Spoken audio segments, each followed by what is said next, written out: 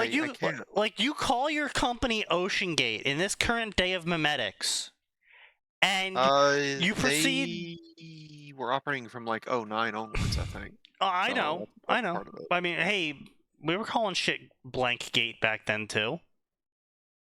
Well, I mean, there was the one gate.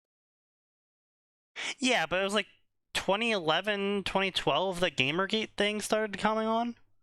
Yeah, but before that, it had just been the one thing that had been a big political scandal.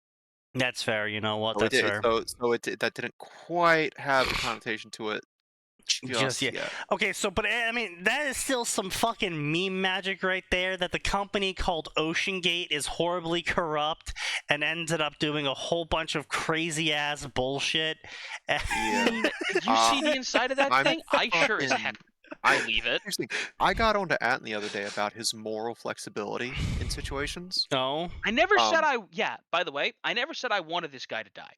I said if he got in that sub, after seeing the interior, that's the gene pool being trimmed. And I want to further point out, no, hold on. My problem wasn't with the kid shooting home intruders. If you remember what I said, my problem was with the kid saying things like cry more, which means he was shooting someone cry and doing things like the Fortnite dance on a body, which I said was sociopathic and fucked up. Yes. At no point did I object to him shooting home intruders, Max. I didn't say you did. So, good job putting words in my mouth again. Yay, you. There's no... I'm defending myself because there's nothing morally flexible about it. No, I'd still argue there is, but that's not the important part. I'm mad that 4 people got in the sub with him. Yeah. Yeah. The dude that died founded the company. He made all the decisions. This thing was not rated for the depths it went to. No. It was made mostly of carbon fucking fiber. No, hold on. To be fair though, I did actually watch several interviews with various like sub makers and even fucking James Cameron, who like is a sub designer as a hobbyist or some shit. Yeah, that tracks. Yeah. He's also like one of the 5 people to invent deep sea subs. That also tracks for some reason. I'm not surprised by that at all. Listen, if someone came up to me and told me James Cameron was a brain surgeon as a hobby, I'd be like, yeah, sure. Yeah, it's like honestly, this whole fucking thing. Yeah, this whole fucking thing has just been a wild ride because it's like, oh yeah, so James Cameron is actually one of the premier deep sea sub designers. It's like, wait, what? Also, Gabe Newell is the only owner of a sub that can go and rescue theirs. It's like, what? Wait, how didn't you know about James Cameron? We've known about him since he did, what was it, The Trench, when he made his own DSV. Bro. He's been in that game for years, like decades. Bro, I was gonna say, I don't pay any attention. I don't pay any attention ever to anything ever. Yeah. I don't. But he notoriously used his own DSV to film The Trench. Yeah, notoriously. Yeah, and I notoriously don't give a shit 99% of the time. And like, as far as I'm concerned, movies just magically appear in the theater. Okay. You're ascribing far more care in us than is actually there. You're talking to the person who until like age 14 didn't know books had authors. Excuse you? Okay, that may be the second dumbest thing I ever heard come out of Sneaky's mouth. Yeah, no, it's just like I just didn't know. Like, I understood. You assume they just appeared from the ether? No, I knew someone wrote them, but I didn't know this whole like author thing where you write your name on the book afterwards was a thing. Oh. You just thought. Wait, is this the names in the front? Did you think they were just all made up, or? Look, is this the first you guys are hearing about this? What, the Abyss or the fact No, you admitting this. I feel like you covered this on the podcast before. I feel like we've had the same conversation before. We've had this conversation before, and I erased it because it's so stupid. Well, no, because like the reason why I found out that books had authors was because I went to the librarian one day and I was like, I just finished this book and I need to find something like it. And they're like, well, why don't you just read more by that author? I'm like, who's the author? And they just look at me. I'm like, what? They're like, it's on the book. I'm like, what? Oh, is that what that name is? Yeah, I almost get where Sneaky's coming from this. I didn't really get that concept until middle school with Lemony Snicket's stuff. Yeah, like that was another introduction to it where I was like, oh, the Lemony Snicket guy isn't just a carrot. Okay. I figured out the author stuff relatively early on. Yeah, what's early on though? Yeah, but see, I was about age range. I didn't care though. Like that's what you gotta keep in mind. I know you didn't care. I figured it out, I think, in 2nd grade because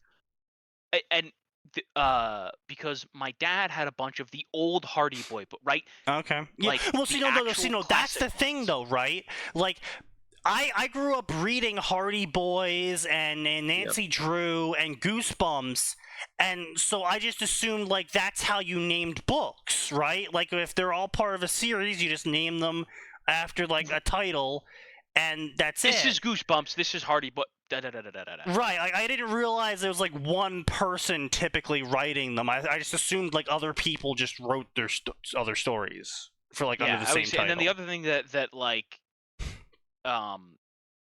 when my brother and I were very, very young, we were fortunate enough we got to go to a Redwall signing with Brian Jacques when he was doing one of his US tours. It was, by the way, I just want to say that man was awesome. He really was. This was it was I forget what book was it, but my brother had a signed copy of Redwall. We were sitting in the front, and he's in like a school auditorium, and he's like, "Hey, someone who's got a book? Who's got a book they want signed?" And all the kids are going, "Me, me, me, me, me, me, me." He picks my brother out of the crowd, and he's like, "What do you have?" And he's like, "Oh, I got the original Redwall, the first one." And he said, "Okay, you flip to a page, you tell me what the page number is, and you tell me what chapter it is, and I'll recite the page." He fucking did. My brother opened to some random page in the middle of Redwall. He perfectly quoted it, and then he signed the page. Wow. See, it's so cool. It was so cool. See, if I ever cared about that shit, back in the day, of course, because basically no author goes around signing shit these days. If I had known about that sort of shit, I probably would have gone around with one book I really liked, and I didn't care if they wrote the book or not. I was like, hey, I'm collecting signatures on this one book. that imagine bringing a book to someone and it's written by their fucking rival. Okay, wait, hang on. I'm sorry. I'm about to unleash the curse of years. Yeah. Sneaky Max, when do you think Redwall was first published? 83. I don't know what Redwall is. What? Okay, that's a different thing. You're close, Sneaky. It was 86. Yeah, I know. Yeah. God damn. I'm pretty good when it comes to guesstimating time. I took the shotgun approach with my reading. I read everything from Little Women. Yeah. I just read the entire fucking fiction section of my library, okay? Like, that's why I didn't know books had authors, because I was just like, I just read everything? Like, Max took the shotgun approach, I took the puck shot approach. See, I was using a shotgun. Sneaky pulled out the fucking duck rifle. Gun. Yeah. No, you pulled out the punt gun, man. Let's be honest. Duck rifle, that's what I said. Yeah, the punt gun is a duck rifle. Punt gun is not a duck rifle. It was made for duck hunting. Shut your mouth. It was not anymore. What? You know what? Anyway. You know what? Keep your mouth shut. It's still for duck hunting. Hey, people actually still use punt guns, okay? People also still use elephant guns. Hey, listen, man. If it works, it works. It's not our fault elephants didn't evolve to take bullets to the head. Yeah, come on. I mean, you're right. Square up. Okay. That's fair. Look, all you have to do is you have to train the elephant to sit there and take the bullets, and you can slowly work up from 22 caliber, and they'll become immune to the higher calibers by the time you get there. That's how that works, right? I mean, that's probably how we've ended up with super weeds in our yard. Yes, that is in fact how you. I mean, I still cannot get over how we in biology. It was a fucking college biology lab, right? Biochem lab, more like it, but biology lab. And the teacher's like, everyone knows you gotta use the alcohol. Make sure to clean your hands with alcohol after this class, because we were handling biofilm slides, right? And this one fucking kid is just like, why doesn't the bacteria evolve immunity to alcohol? And I just look at him and start laughing. I look at the teacher. The teacher's about to reprimand me, but she starts laughing. And he's like, I don't get it. I'm like, buddy, it's really hard to become immune to instant death. Sneaky, come on. That's what Death Ward is for. Oh no, the bacteria is a level 5 cleric. You just have a little death at a time. Don't worry, you'll work your way up to it. See, like that's that's why larger creatures, like even plants, can become immune to shit way easier over time. Is that we actually tend to survive things. Bacteria have to rely on someone else surviving. Because they only have one cell wall. And if that cell wall bursts, well, they're just dead. There's no recovery from that. Yeah, well, I was going to say, that's one of the things. That's why they've never been able to evolve, like, an alcohol resistance. Which, I mean, you can evolve other medicines, because the medicines do various things to the internals of the cell, or various things to... the cell wall, like they bind on the cell wall, preventing it from feeding. Like that's what medicines typically do.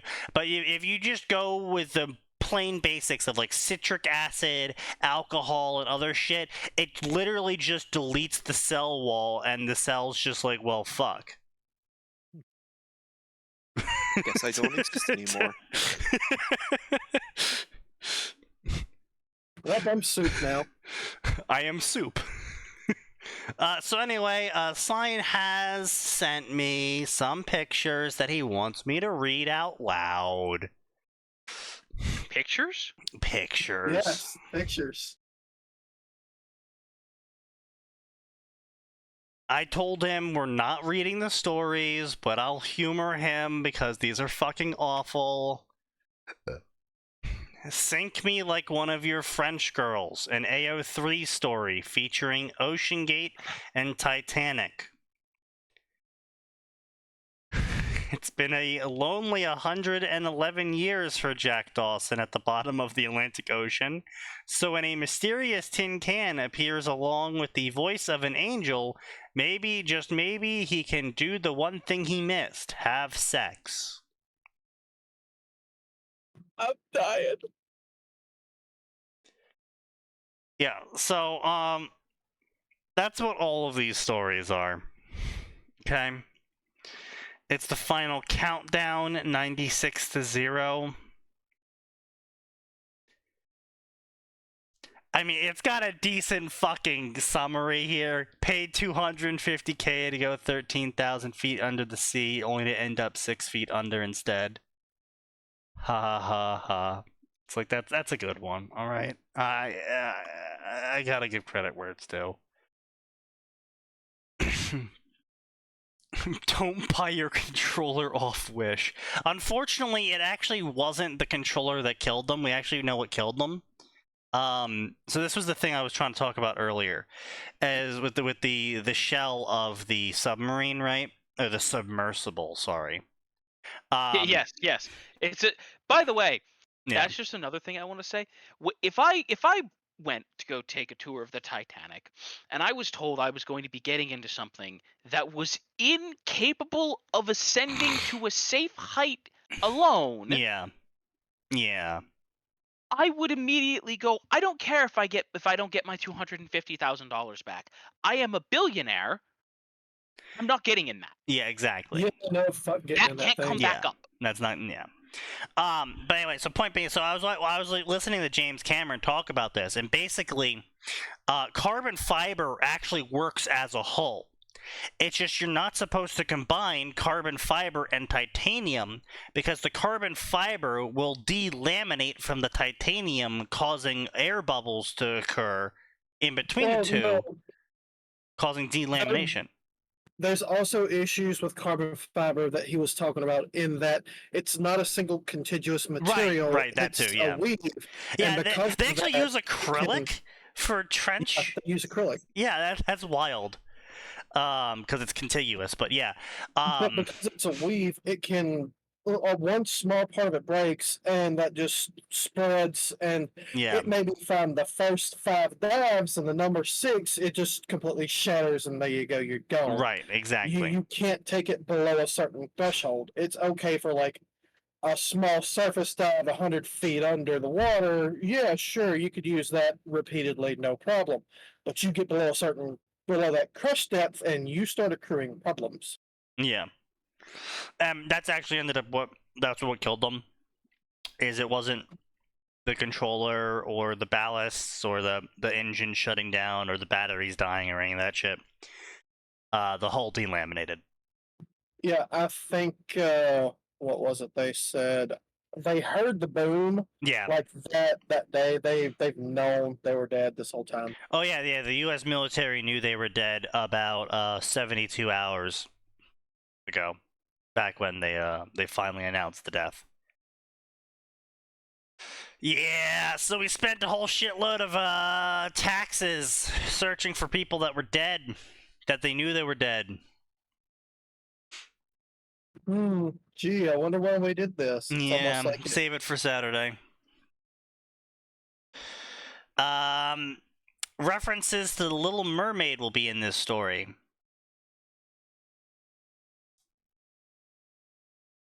I am the Prince of No Air. God damn it. God damn it. Internet, man. Also, fuck you, Twitch. You already have my number. Why are you asking for a number again? Don't try this at home or go do the Titanic meet and greet like the CEO did. Jesus Christ, guys! No prototypes, we die like the millionaires. Oh, that's another thing. They'd actually gone down like 3 or 4 times, and before it actually popped. Yeah, well, yeah, that's the thing. Is they've done it before, so like, oh, well, we did it before. It'll always work. Exactly. Love is buried deep, and I'm losing air. Jesus fucking Christ. You know what? My official opinion on it is the guy deserves to be mocked even in death. It's like, normally it's like, yeah, don't really talk too much shit about the people who are dead. But it's like, this dude boasted about how he was avoiding, air quotes, stupid safety procedures. Not to mention all the people he didn't want to hire. Yeah, all the people he didn't want to hire, all the pandering he was doing with it, and it's just like he was proud that he created what he did. It's like, all right. I mean, you kind of get what you deserve. And you know, and he died with his creation, so I mean, I think that's the karmic balance right there. Just a shame the balance ended up taking 4 more people. One of whom was terrified to get on the sub in the first place. No, to be fair, though, I do have to agree with Atin. If I walk up to a sub, and instead of a sub, I get a tin can, and they go, okay, so you have to crouch and hunch over, and the window to look out into the ocean is actually super tiny, and we got these cameras off of eBay. Also, we're gonna have to weld the door shut. Bolt you in, yeah. I would just, well, okay, look, so, okay. You can't really use the waiver thing against him, because that's legit. Like, look, I've done a lot of stupid shit where I had to sign a waiver that was like very clear. It's like, hey, if you do this, you might die. Are you sure? Well, wait. Yes. Oh my God, that's what the piece of debris that. Yes, that's the piece of debris they found. Yes, that's the one surviving. Yep. Apparently, okay, I know it's dark. It's horrible this happened. Apparently, I need to go buy one of those controllers and put it through some stress tests. No, it's fucking awful. I said stress tests, not use test. Oh no! Look, what he should have done is coated his entire submarine with Nokia bricks. Exactly. They should have just gotten the plastic recipe from Nokia. That's, you know what? That's fair. But yeah, as for like getting in tin can. But yeah, I'm sorry, but like if not many people are that smart. There's a.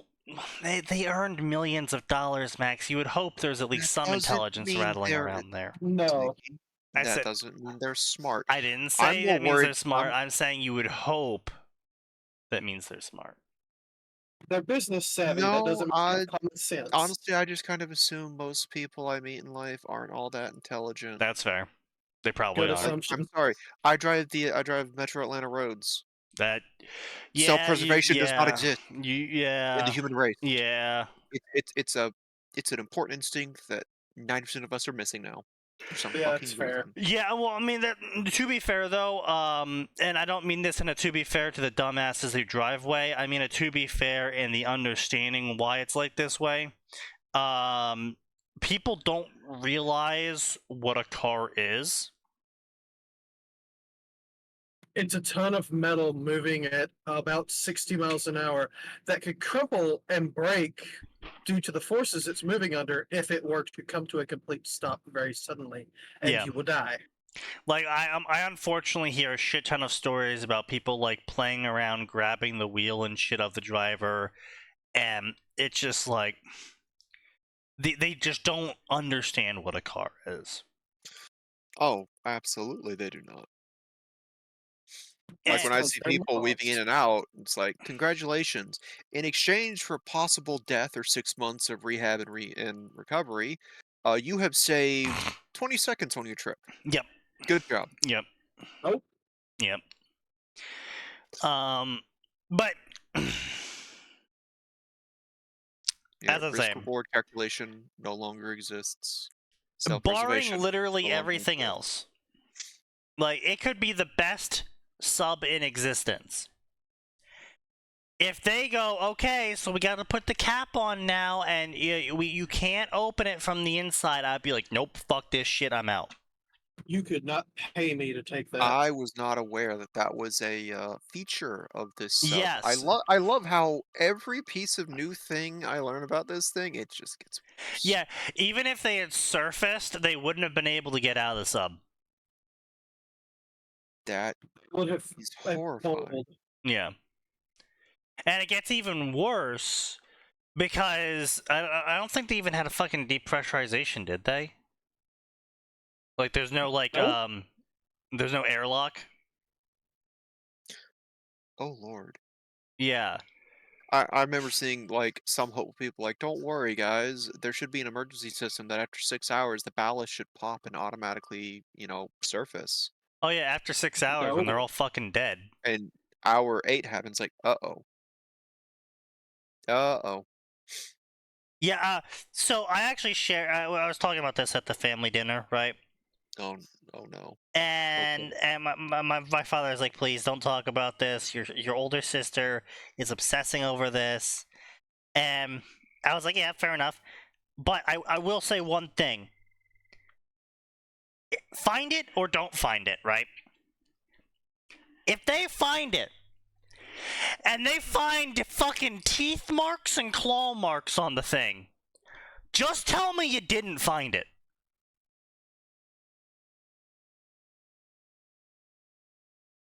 You know what? That's fair. Yeah, and that's literally what my dad looked at. He's like, you know what? Yeah. Yeah. Yeah, no. Just tell me you didn't find it.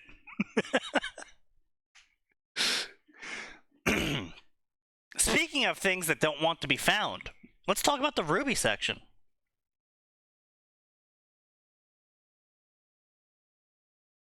Oof. Rough. That's rough. Who are you kidding? It wants to be found. No. It's just nobody wants to find it. Ruby stories is knowledge that does not want to be known. Is that how it works? Yes. Let's see.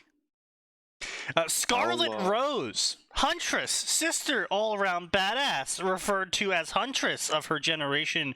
Scarlet Rose was all that much more. He fully true, rarely told. What lays behind legendary Huntress, who is mysterious person, roaming remnant called the Phantom. Rated M for violent language. Sorry, bad at summaries. Female author. Phantom what? The Phantom. We don't know if this is a female author or not. They have nothing. What kind of favorite stories do they have? The Nashi Dragneel has a lot to live up to, but she's spunky, powerful woman girl boss. Okay. Natsu's family. Yeah.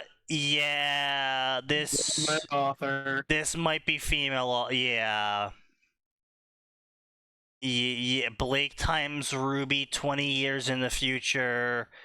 Fairy Tale Family. Yep. Okay. Fairy Tale Family. A lot of single pairings. A lot of romance favorited, especially in the fairy tale section. A lot of family focused stuff. Yeah. Yeah, this is a female author.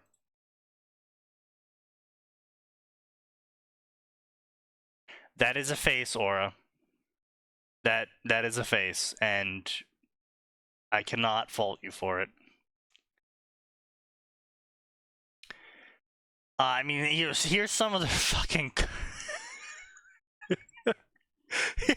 some of the fucking stories. Dilation. No, it's not what you think. Blake gets her eyes dilated and can't read and needs Ruby to read for her, and so they decide to read porn together. 87 chapters, 87,000 words. K+. Why? Blake times Ruby. The Last Wolf Faunus.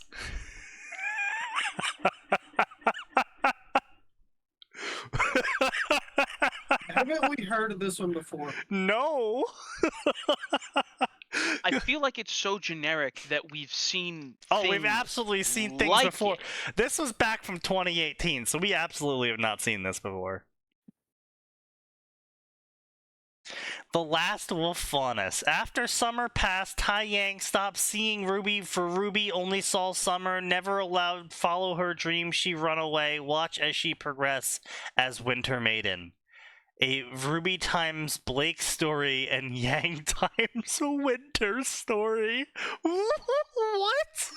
Poor Weiss left out in the cold. Fucking Weiss is just...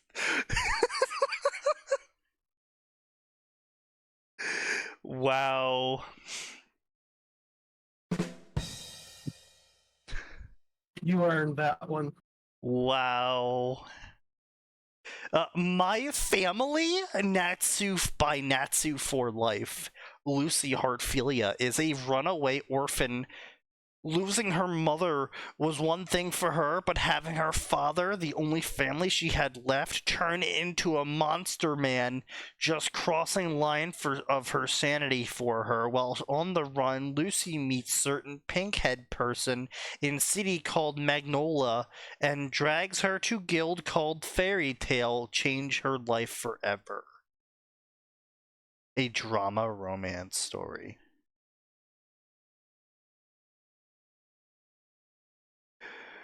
Oh, God.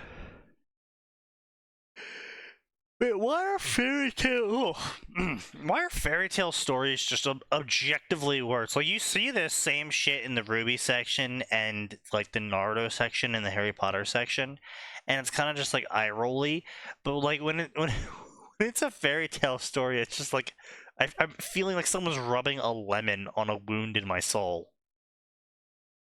That's an interesting turn of phrase there, bud.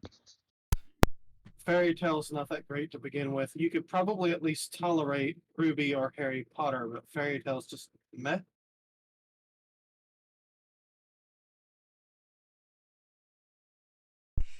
That's a very good point.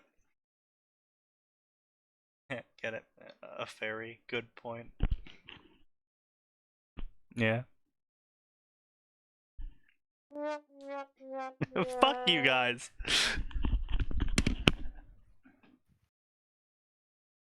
Come on. You knew what you were doing.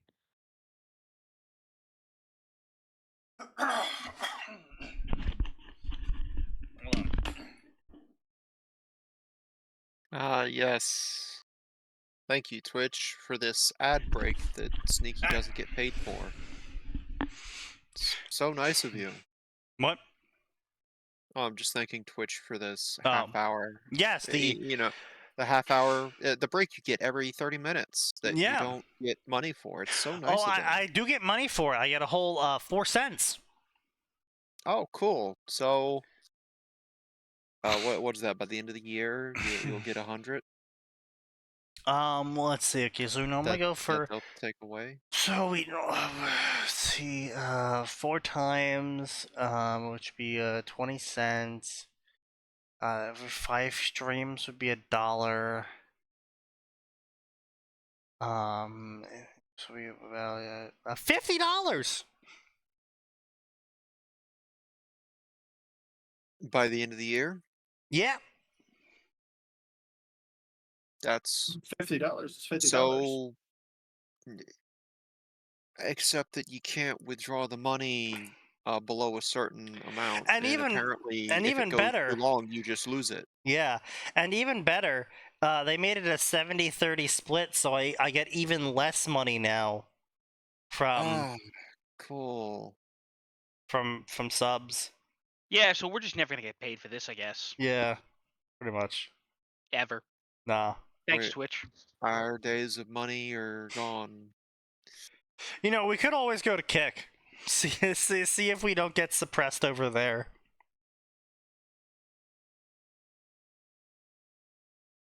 But guys, come on, don't you know Twitch needs that money more than you do?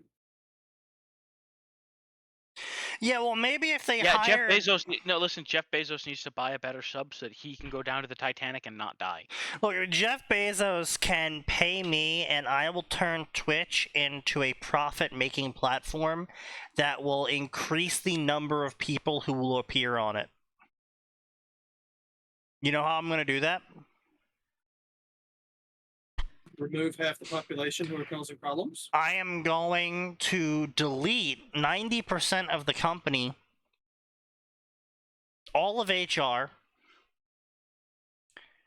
and pretty much every middle and upper manager, because they don't need to exist, frankly. That would fucking do it.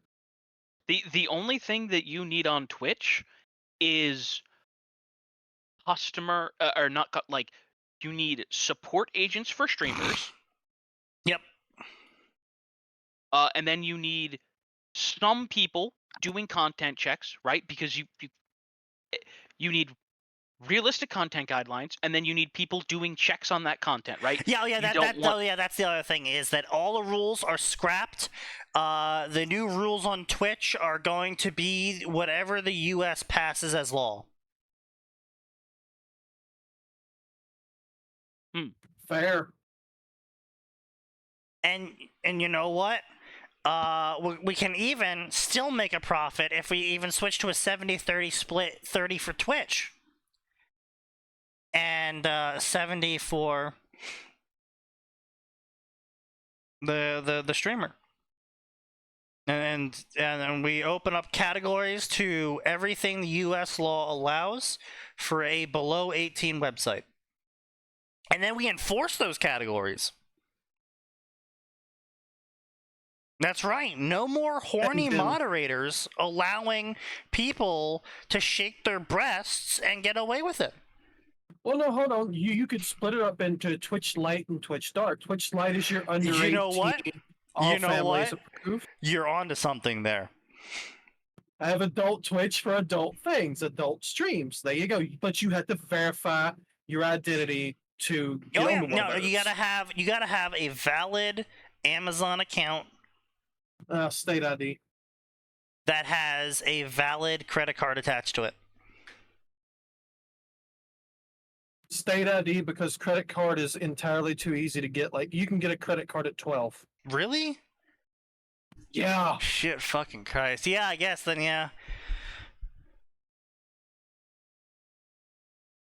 I mean, it'd take a little bit extra, but yeah, I'm sure just that would put so many fucking those smaller ass websites out of business, because all those small ass websites only exist because there isn't a more reputable, larger company performing that service. That's just how it is. I mean, it's just like these fucking garbage ass websites are out there, and they basically prey on women because they only pay out, you know, maybe once every other person effectively, just so they can skim more money. Okay, now to be fair, they're not preying on women. Women are doing it to themselves because they want that money. Okay. And the attention. Yes, but if you're putting down a mousetrap with some cheese in it, you can't really blame the mouse for trying to eat the cheese. The difference is, this is not a mouse. This is someone who is supposed to be a fully autonomous... It's simply too stupid of a creature to understand what it's getting into. No, they're not that stupid. They're not supposed to be that stupid. We can't treat them like they're that stupid. I don't know, these cam websites do. Personal responsibility. I know this, you know this, but we have to treat them like they have personal responsibility. Oh.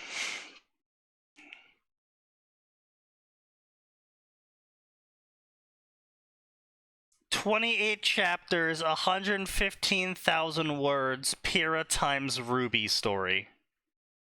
Oh yeah, and John's there and he fucks Velvet for some fucking reason. Oh. I'm down for Bunny Girl. Look, of all the characters to make gay, I don't think Pyrrha is one of them. She was really horny for John. Like, really horny for John. Yeah, but you can't tell that to the fandom. Everybody gets gayed. Yeah, I know. No Magic AU boarding school fairy tale fic where Erza and Lucy are part of the fairy tale boarding school and they fall in love as roommates and have sex.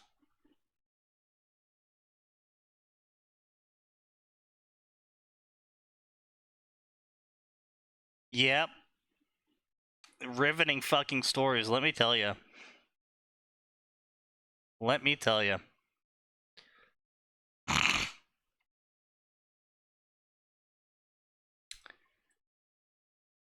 Beyond Destiny from the Protoverse. Fate is twisted. No. Two eras so different, yet similar. Each walked by one who doesn't belong. Who can truly stand tall for a doomed world on a dwindling timer? The young man bathed in darkness, or the woman forging his path centuries before him? Vermilion merely wanted to find his way home, but she wants to know the truth. He is where he needs to be, where he's preordained to be. That's right, Vermilion is the right man in the wrong place, making all the difference in the world. Cringe-ass SIOC times Team Ruby, and he's from 300 years in the future. 155 chapters, 600... absolute fucking dog piss. 682,000 words. Now, I want to put this in perspective, okay?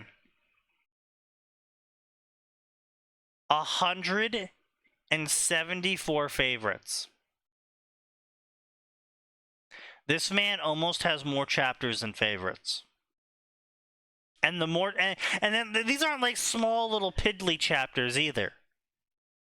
We're at 682,000 words. You know, that's like 3,000 words, 4,000 words per chapter. So that's a decent chapter length.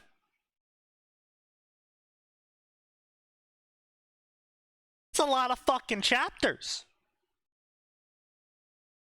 How, over the course of 2 years, do you write more than 500,000 words in one of the most popular fandoms, somehow, and only accrue 174 people, and somehow don't figure out what you're doing wrong?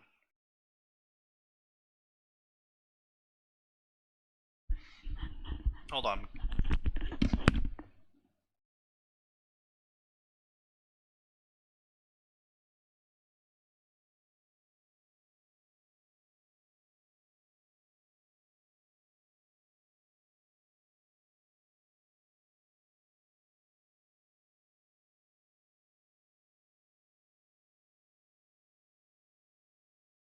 Everyone is dead. Why have I come back to a quiet chat? I don't know. Sneaky might have perished. I'm not dead. I'm just getting ready to cook steak. I mean, I can hear everybody else, but Sneaky's just dead. He said hang on and walked away. Oh. Woohoo.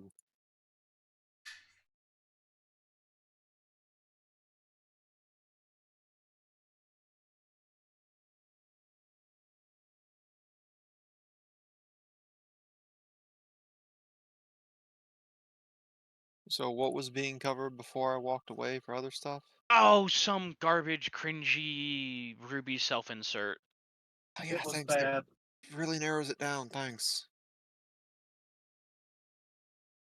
Like, really bad.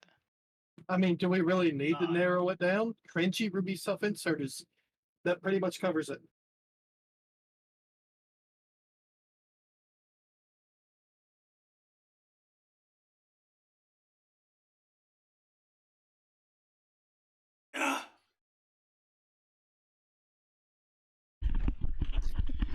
Sorry, I had to go take some medicine because for some reason, in a show of massive assholery, my neighbors decided they're going to smoke their real dope ass weed right next to all of our air conditioning units.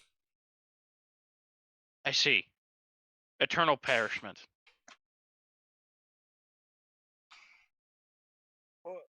Look, I don't mind people who smoke weed. I don't mind people who smoke cigarettes or cigars. I do mind when you smoking it becomes my problem. Yeah, and exactly. I have to smell it.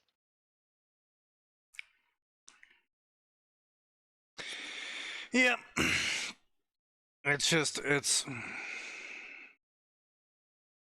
frustrating. It's frustrating. Yeah, he should have stopped while he was ahead, pretty much, yeah. I mean, it's like, look, I can understand writing for fun. Don't get me wrong. All the power to you. But typically, if you're just writing for fun, you're not typically posting it, right? I mean, isolated. You are just writing a story purely for the enjoyment of writing it. You're not posting it. If you're posting it, you want people to comment on it. You know what I mean? Is that a generous take? I think rule of thumb that's probably true. Then there's people like me who's just like, I'm just gonna post this just to share it with people, come what may. Right, that's fair. Yeah, that's fair. But even when I first started, I did it with the understanding that yeah, there might be someone who hates my story, but oh well.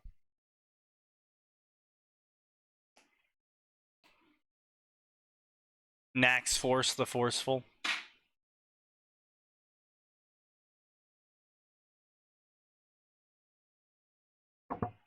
One of these days, I'm gonna change this nickname, but it's effort I don't feel like putting in right now. That's fair. I go by Protoverse, mostly because I couldn't think of a different name. I set this profile up to occasionally post random story ideas that pop in my head. All three of them. I think we've had this guy here before. Maybe. Probably. They could be funny, boring, carefree, dark, stupid. Right, whatever I happen to come up with. I will warn you, though, I'm not very good. I'm an absolute idiot, and I can't actually write anything. Yes. And my ideas could have only been scraped off the bottom of a gum wrapper. Yep. Printed in Mandarin, translated into English, into Japanese, back into Mandarin. And then Vietnamese, and then English. Man, Atin really went all in on that one. I mean, he probably deserves it. It wasn't that bad, was it? Well, let's see.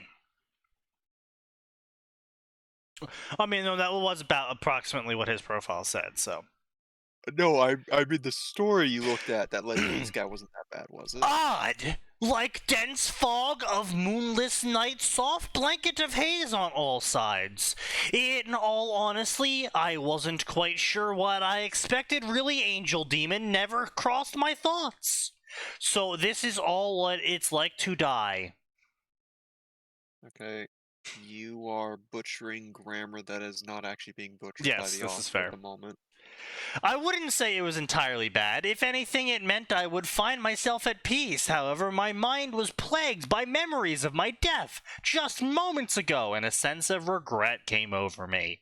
It was not for my lack of skill that I met my end, as my tutors had taught me well, because I am a Jujutsu Kaisen master and Archmagos of the arcane arts. Not Everything in there, you but say is horrible. What is this story for? Ruby. What's the crossover? Oh, it's just Ruby. Just Ruby. Yep.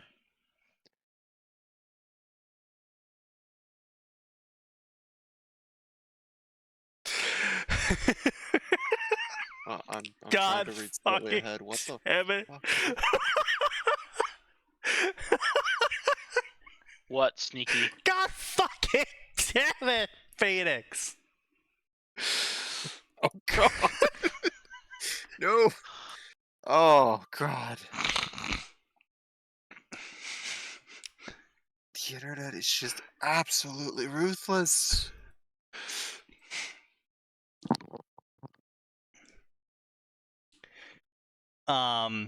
Oh, internet, that is... It was my lack of experience that caused my downfall. Unlike most that wandered the wild, I was a noble of birth, which made all the bandits everywhere flock to my location whenever I left the city.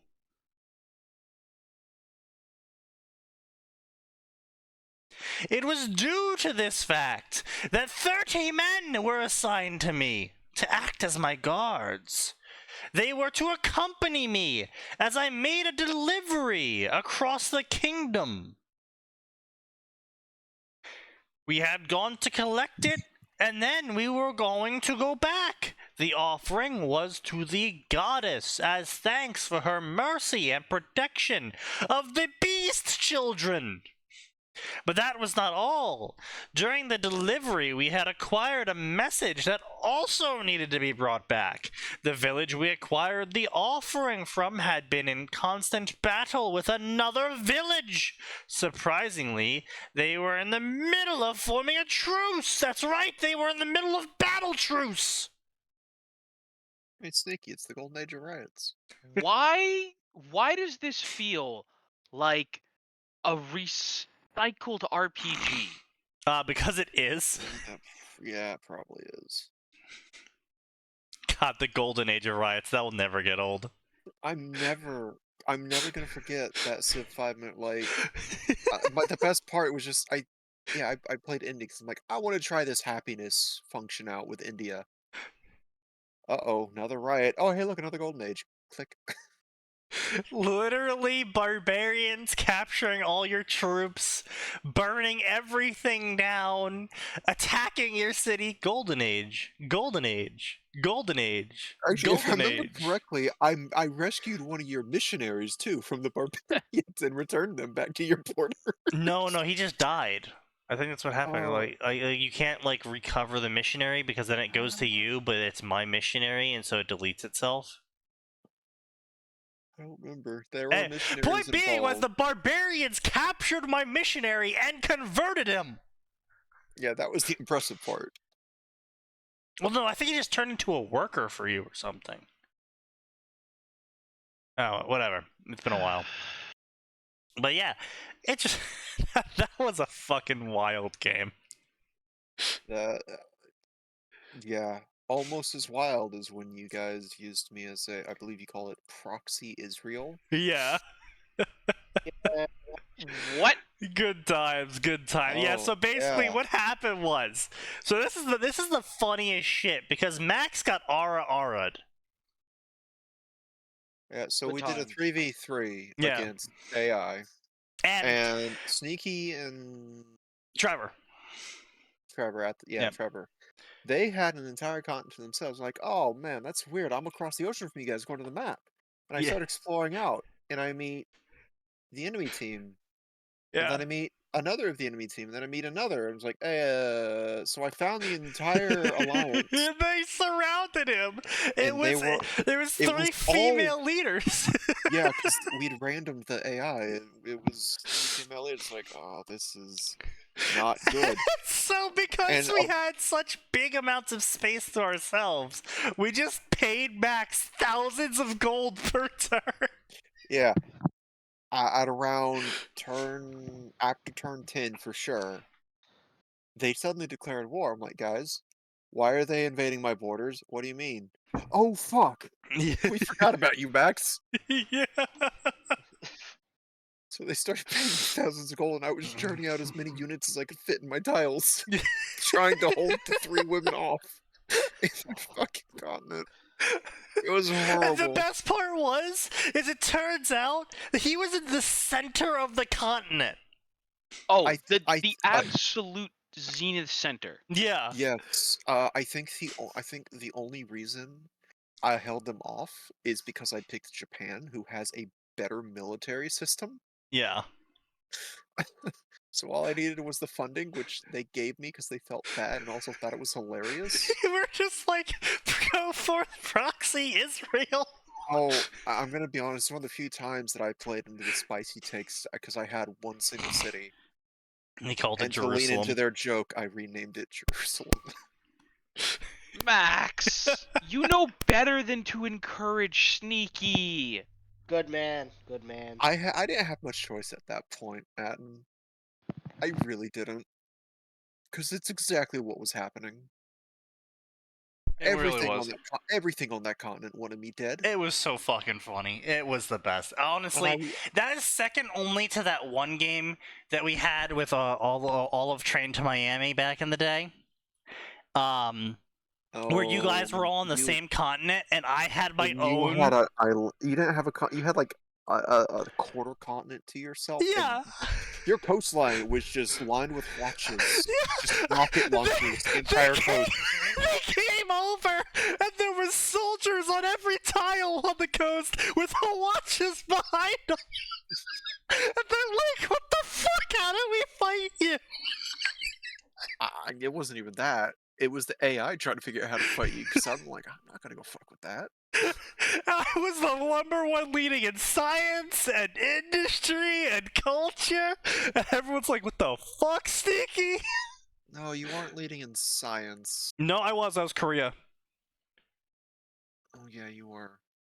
Yeah. I think you were leading in culture. I think that was someone else at the time. That might have been either you or Enables then. I think it was Enables. He understood those systems a lot better than we did at the time. Yeah. I think I might have been leading in trade. It's possible, because I couldn't trade with anyone. Yeah, I had like the best luxuries. I had the best, the highest amount of gold. Just send scouts out trying to, open the map up. It's like, oh, hey, Sneaky, what the fuck is this? Yeah, good times.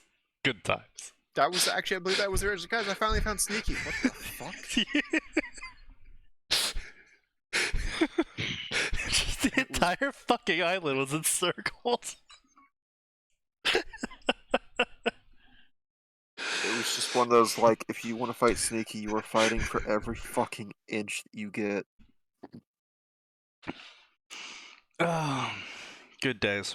Anyway, let's get back to this. Beast children offering uphold this truce. Both the god and goddess would need to be present.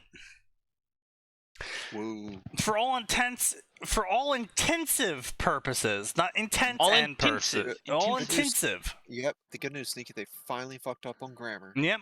They actually did a really good job up to this It point. should have been calm for a remainder of Journey. Perhaps I had been more wary. I'd have seen the oddity in the battle to come. I could hear the cheering from outside. Most of the men breaking out into laughter and glee at having nearly finished our long journey. Even small bouts of song had graced my ears as they reveled. Many bandits had stalked the edge of the main city's surrounding forest. Ah yes, bandits on the city's forest edge. That would be allowed. Okay. Sure. So why are we reading Fire Emblem lore? We're reading Ruby lore. Don't you dare fucking slander Fire Emblem that way, you son of an elf. Yeah, no, Fuck you. If there was a known bandit problem outside my walls, if I was in charge of defense, I would let them know I could see them with a trebuchet or catapult. Artillery. It's like, oh, hey, guys, look, target practice. 10 gold to whoever nails them.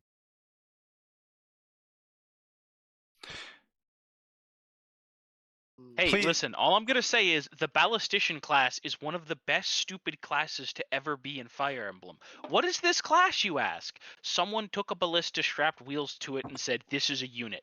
Yeah, Scorpion. Yes. And you could get 3 of them. Yeah, Scorpion. The most I know of was 2. That's not a fantasy class, by the way. Zane the Doppelganger. That's real. Oh, yeah, okay, yes, technically, if you use Zane, yes, you can get 3.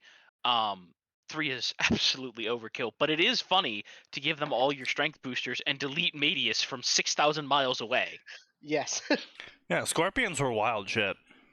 Sneaky, I want you to imagine a dragon that's like 40 feet long, 30 feet tall. He's ready to fight the hero with the magic sword. And then ballista bolts with electrical spear tips begin raining from the heavens. Yeah, see, Atin, I don't need to imagine that. I play Skaven. Big bad dragon about to face the hero. The artillery unit. Dear grid coordinates. The big bad Scarbrand running towards the Skaven front lines. There is no Skaven front lines. They're actually all back lines. They have miniguns. Hey, listen. I introduced Scarbrand, and Gray will attest to this. I made Scarbrand learn what a bad idea it is to charge a 3x3 block of Ogre Lead Belchers. Indeed, yes. Because, Sneaky, I didn't plan this. Yeah. But I got them firing in concert, so... Oh, nice. I watched Scarbrand get stun locked. Yeah, nice. Scarbrand, chosen bloodthirster of Khorne, single most dangerous entity to walk the material plane. Haha, gun go burr. Yeah. And the absolute broken shit of like a 20 stack of flamethrower units and how it absolutely breaks the auto balance AI. Oh yeah, because it's so dumb because the auto battle just goes, yes, every ranged unit will use all of its ammunition no matter what. Yeah, and then the fucking flamethrowers do like 3,000 damage per ammo, and they have like 35 ammo. So it's like, oh yes, the flamethrower units did cajillion damage. Understandable. Have a nice day.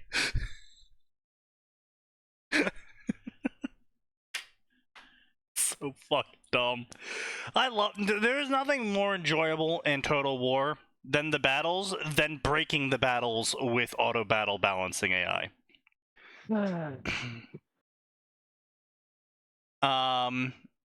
Let's see. So anyway, the bandits, the hundreds of thousands of bandits gathered at the city's edge, and finally attempted to kill him. The let's see, arrows struck near him. Blah blah blah. Pale bloom in my hands, ready for battle, and I was attacking them all. And elegant weapon of magical might, and blah blah blah. I cutting people left and right with magic and with sorcery and swords, and their fighting style was that of wild animals.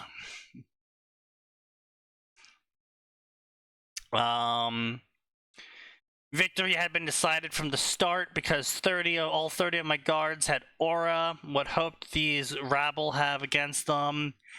Blah blah blah. An odd figure was standing off in the distance. They had silver eyes staring at him. And then they teleported behind him and said, "Nothing personnel, kid." The fuck off. I wish I was even joking. They didn't literally say that, but they literally did teleport behind him and stab him through the back and said, "This is the only way, please forgive me." Nothing, literally nothing personal, kid.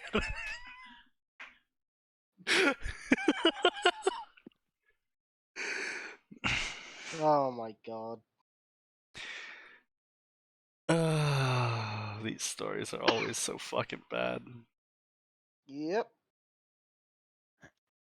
I think it's just the Ruby section in general. I mean, maybe. I mean, what if we go to the Harry Potter section? That's just all gay. And that's not an insult, that's just literally what it is. I mean, that's fair. Not wrong. It's all Snape bullshit. Draco Harry.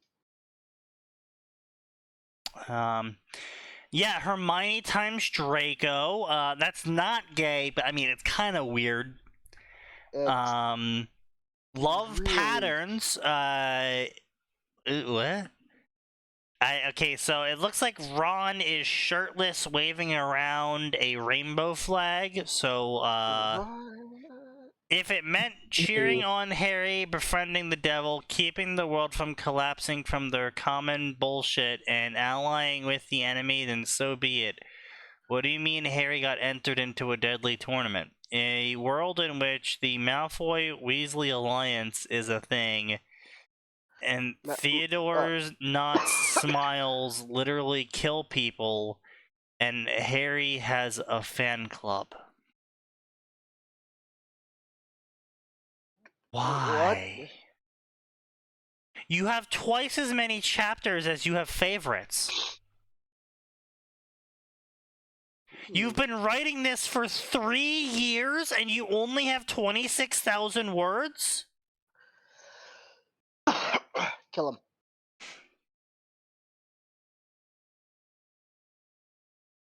Harry Potter is Green, Book 1, by Royal Blue. One simple mistake can change someone's life. How will one mistake change Harry Potter's entire life? How will one simple mistake lead to Harry being sorted into a different house? A concept that no one has ever done before. A revolutionary idea, in fact, even. He goes to Slytherin. Never been done before. No. Absolutely unique. Yep. No one's ever thought of that one before at all. The Art of the Impossible. A HPDMTBNZAU. Huh? What? Oh, okay. What were those letters? Wrong boy. Harry Potter, Draco Malfoy, Theodore Nott, Blaze Zabini, male gay flop. Okay. Oh, it's a fucking... Neville biology. is the boy who lived, and he wins the war, and a bunch of Death Eaters begin to rebel and demand hostages. Essentially, it's a gay orgy with Neville as the boy who lived. Harry is chosen to be the hostage, and he goes cheerfully into this situation, determined to do his part in making sure that Neville has enough time to win the next war. He thinks his fate will be gruesome. He's wrong. He's only going to be spit roasted. That's a pretty gruesome fate. Yeah. Now, here's the thing. I know the author means that in a gay way, Harry. but, you know, spit roasting has an actual horrifying connotation. Yes. Oh, the author didn't say that. I did. I know. Harry. Oh, fuck, I can't remember what I was going to say. Nope. Exit my mind because he said...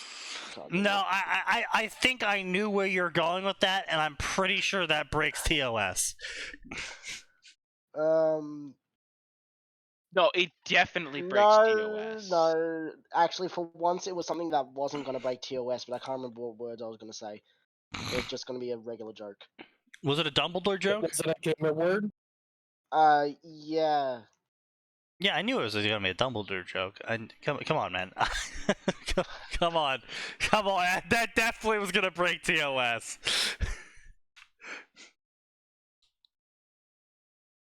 Oh, Harry, my boy, I can't believe you look up to me so much that you're copying my past. Oh, God. It's still only 50 points, Harry. Alright, so their profile picture is the picture of Ukraine with a heart that's blue and yellow. Their name is Severus Divides into Hermione. Divides? Hermione or Harry? That's a good point. Because this is a gay fic about Harry times Tom Riddle. Probably. You know what? Other than Severus Snape, that is probably the most fucking popular. It's really disturbing. There is a spark that Harry feels when he looks at Tom. Oh, now I remember. Harry, you gotta save the world. You gotta make an only wands. And only wands? That's pretty good.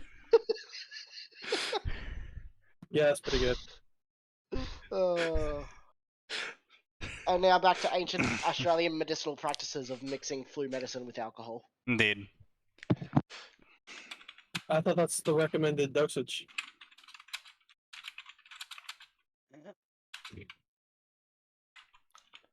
Hold on, I'm just sending him the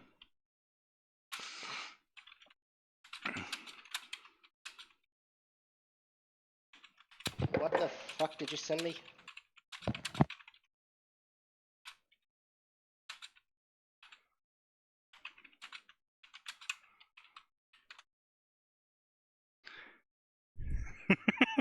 That's where I thought you were going with it. Let me see. I'm coming back to my computer with a new drink.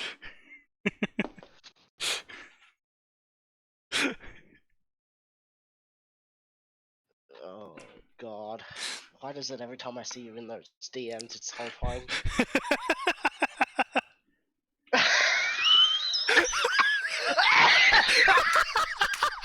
Hey, you are not allowed to die on stream. That dealt some critical damage. I repeat, dying on stream is not allowed. Ooh. It's only allowed if it's really, really good. No, listen, if you die on stream, it better be live.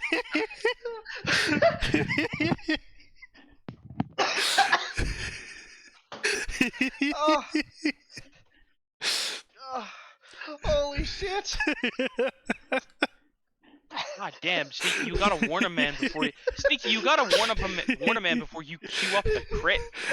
What more said calmly? Critical damage. I'm curious too, but I think I'm scared to know. Yeah, no, it's definitely not something we can say on Twitch. Not on Twitch, but I can copy it and fucking post it to the fanfiction channel in Discord. I suppose you can.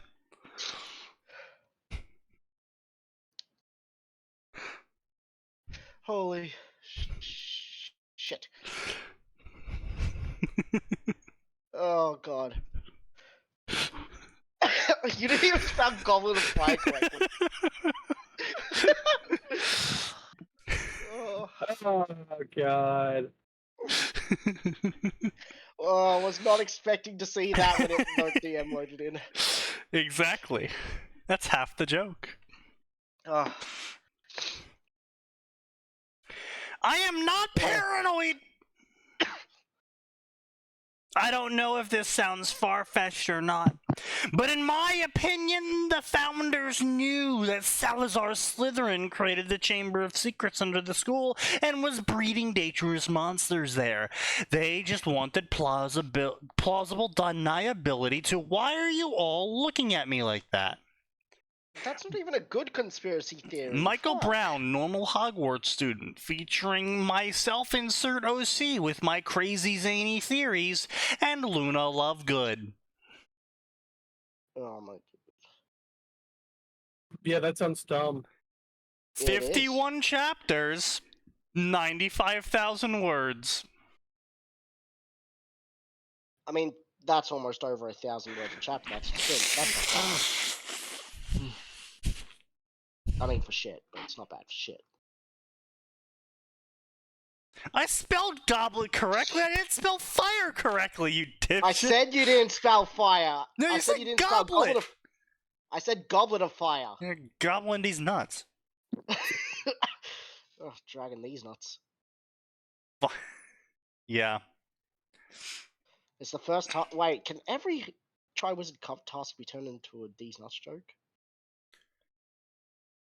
You have to save the most precious thing to you, these nuts. Alright. Dragging these nuts. Gotta get the egg from the dragon. You know, dragging these nuts. Yep. Okay. You gotta grab the goblin of these nuts. No. No. Yeah. I think that labyrinth is really the only one that you really can't turn into a these nuts joke. Gotta find these nuts. I think if you try hard enough, you can turn anything into a these nuts joke. Yeah. Ugh. Fuck, that actually almost killed me with how I'm currently sick. I'm not gonna lie. My throat actually clogged up from the laughter. Oh, I know. Dude, you should be well aware by this point that I'm very much aware of that occurring. I have literally fallen unconscious on stream before because I have lost air.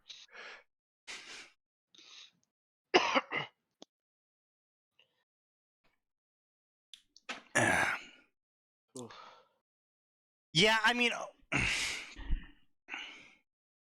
what's some good conspiracy theories you could come up with for Hogwarts? Salazar Slytherin was 2 dwarves in a dress. The bottom half was the evil one. Alright. I mean... McGonagall hangs around stealing catnip from students in their common rooms. Oh, don't get me started on McGonagall and her Animagus transformation. Are serious. You know where that's gonna go. Yeah. Why did I come back to furries? Yeah. Exactly. Snape is speaking of furries, man, can you fucking believe the front of the Steam page these days? There's like top games, it's like fucking 7 of them are furry games. I'm like, Jesus Christ. I don't want this shit. Get this fucking out of here. Yep. Snape is actually a Muggle L'Oreal model. He just keeps himself greasy so no one wizard figures him out. No, Good. Yeah, they're not very good. I don't know how Pretty much all of the conspiracy theories you can make up about Hogwarts are dumb enough to be true. Especially in Hogwarts. Especially in Hogwarts, yeah. The actual shit that happens in Hogwarts sounds like some dumb, ridiculous conspiracy theory that would never fucking happen. So it's kind of hard to top that. Yeah. It's like if Alex Jones was just running a normal news channel, but still said everything that he said. The reason that we only ever see Draco and Slytherins is because every other kid in Harry's year ended up falling in that step that disappears in the Slytherin these nuts. Stairs place. Yes. God damn it. Go into that Gryffindor. You fuck off. You'll huff and you'll puff. What? You don't like that, you Raven whore? Ravenclaw. That's a good one.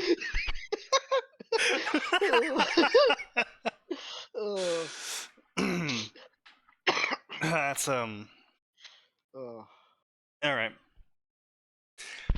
Of love, grief, and old leather. That's Harry times pansy. Ooh. Bernie and Bots actually put gay juice in the chocolate frogs. Yeah. No, Sneaky. Bernie and Bots beans. didn't put it in. It was the U.S. government that turned the frogs gay. The ministry is filling the chocolate frogs with gay juice. No, Sneaky. The ministry is turning the frogs gay, which just happens to fill them with frog juice. I love the fact that all of Alex's Jones' weird conspiracy rants actually in some way with commercials or something came true. Oh yeah. No, that's the best part. I mean, honestly, I'm just waiting for Hillary Clinton to rip her face off and she's like either a lizard or a demon. Hey, listen, I'm both? totally on board for demons. Oh yeah, no, don't get me wrong. I am 100% down for supernatural to be real. So at least shit would be interesting, you know? Mm-hmm. Listen, if demons were real, I could sell other people's souls. Do you own that person's soul? Do you have the right to? Yeah, I don't think I will in about 30 seconds. I mean, get a chick pregnant and that unborn child's soul is yours to do as you please with. No, that's it. No. You don't have so. unilateral control of that asset. Unless she signs a deal. That's true. Now, what I will say is there are multiple people that I've explicitly made bets with for their soul, and I've won. Now, at the time, that was a joke. Yeah. But in the U.S., it's a legally binding contract. Yeah, interesting. And which means I could be like, all right, I got like 5 souls to cash in. What can you do for me, boys? I don't want to work for the rest of my life. American souls? I mean, we can give them guns and have them be part of Hell's Army. Oh, you know what? You know that. Yeah. Now you have to contend with the CIA being able to sell souls, and I don't know. No. Now you've got to put those souls. What if the IRS? On your taxes. Yeah. What about taxes? Yeah. What about the IRS, what man? What is the value of a soul? Yeah. Well, no. See, I won't. The IRS. Well, okay. No. First of all, right now, they're contracted assets that I have not collected on. They're unrealized gains. But what if you put down that they're priceless and therefore cannot be valuated? No. If that happens, what they'll do is they'll just put you at the highest possible bracket. Again, what you do is you need to, right? It needs to be, while I have it in my possession, it's like a stock. It's an unrealized gain. Right. Yeah. But what if you, so you would trade the demon the promised soul, and Correct. So therefore you would never have actually owned the stock. Correct. And then what you have to do is, you see, what you do is you don't sell it to the demon. You take your unrealized asset and you trade it with your good friend, Demon O'Demon. Doug Demon Dome. And he trades you a theoretically proportional set of unrealized assets. No actual money has been made or exchanged. Now, I have many unrealized assets, and I can start doing the billionaire thing or the millionaire thing, which is where you don't take out Buying a loans stock. on your stuff or your money. You take out loans based against the potential valuation of the stocks that you have at, quite frankly, absurd rates, which you then use to either A, purchase more stock, or B, use those funds to get excellent deals on physical assets, which you can then take a loss on. You can then put down as a loss because you're in debt and you're paying off debt, and you can put that on your taxes. You know, you really don't do yourself any favors while you have the name Atin the Corrupt as you completely discuss a Yeah. hypothetically realistic plan to trade someone's soul and then have the government pay you for it. Yeah. Just because I know how to do it doesn't mean I'm gonna. It just means that I know how to do it. Dreams, Harry times Tom Riddle Jr. Cause more gay shit, why not? Harry gets hit by the killing curse, and instead of dying, finds himself in a new reality where You know what? For all the gay shit. Hold on. Wait, is this Sign back? Sign, are you back? Shit. I don't want to keep reading this until he's back. Because That's fine. I want to deal him psychic damage. You know You're a what? bad person. For all the gay shit in the Harry Potter section, at least they've never done Harry Tom Riddle Sr. I think I think that's mainly because they've just forgotten about it. True. Yeah. Forgotten about what? That Tom Riddle had a dad. It's he's making a joke, I think. Mm. Yeah. Yeah. Mm. That dad went and never came back. He went to go get some milk and he ended up in a hole. He did come back, but not for his son. Yeah. He came back for Harry, his son's boyfriend. Yeah. I would read a shit post like that. A shit post where Harry fucks Tom Riddle Sr.? Mm. Or a shit post where the CIA is trying to psyop people into doing Heaven Gates 2 Mass Boogaloo so they can sell souls to heaven. Or hell. Whoever's offers a better contract deal. Oh, by the way, Sign. I know you're busy, and I know I got a couple other ideas for you, but I need to enlist you to do psychic damage to my sibling, and I'll pay you for it. I don't think he's here. He is back. He isn't back yet. Yeah. Damn it! Yeah. That's What's why psychic Sneaky damage was you... gonna... Yeah. What's the psychic damage you wanted to do to him? Oh, I want, shit, what was it? Hold on, I gotta remember. There was something I said yesterday that made him this is classic. vehemently upset. Ah, yes! Star Trek and a Star Fox Star Trek crossover. No. You don't understand. He hates Star Fox. He likes Star Trek. Mm-hmm. The CIA thing wouldn't be a crack fic. True. If Harry Potter showed up in the Battle of the Forest of Riddle's Muggle dad, that'd be funny of a crack fic shitpost. I mean, I guess, maybe. Let's see, Odyssey of a Mage, Part 3. This is Part 3 of Odyssey of a Mage. This is the post-Grindelwald era. So... I'm sorry, what? The Marauders? Maybe McGonagall's era with... Yeah. Atticus Sayere, the reincarnated soul, has chosen to carry the fate of all magic kind on his shoulders. A weight that bears a bear upon his soul for all that must be done. And it is a weight he intends to carry all the way to the stars, because he is going to go into the Haloverse. That's right. How about we don't? This is a prequel to a Halo crossover. How about we fucking don't? With a Femme Riddle times self-insert OC who is determined.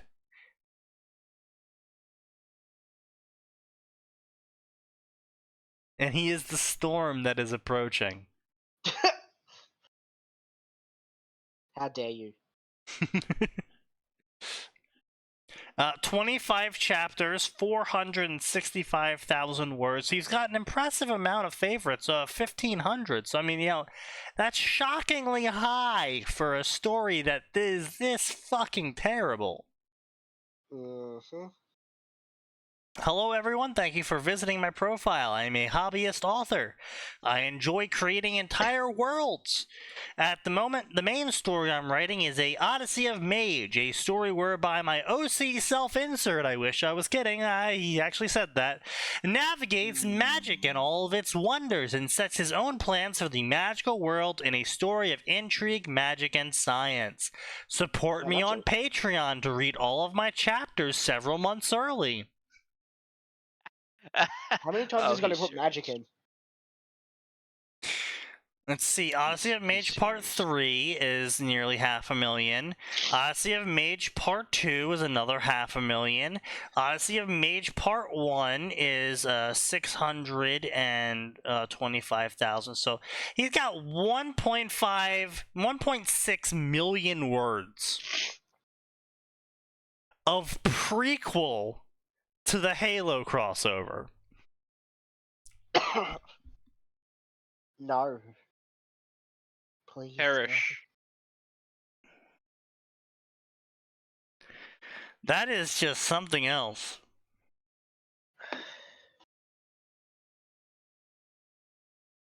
That is just something else, let me tell you. A Stargate SG-1 Harry Potter crossover. That a Harry Potter mentor fic, self-insert OC. Oh god. A Song of Ice and Fire, House of the Dragon fic. Yep. The Tartared Dragon. He's a Scottish dragon trainer. Okay. Michael Cornelian died in a rusty part of Sicily, with his heart broken and regret haunting him. And instead of waking up to God's judgment, he finds himself reborn into the Harry Potter world.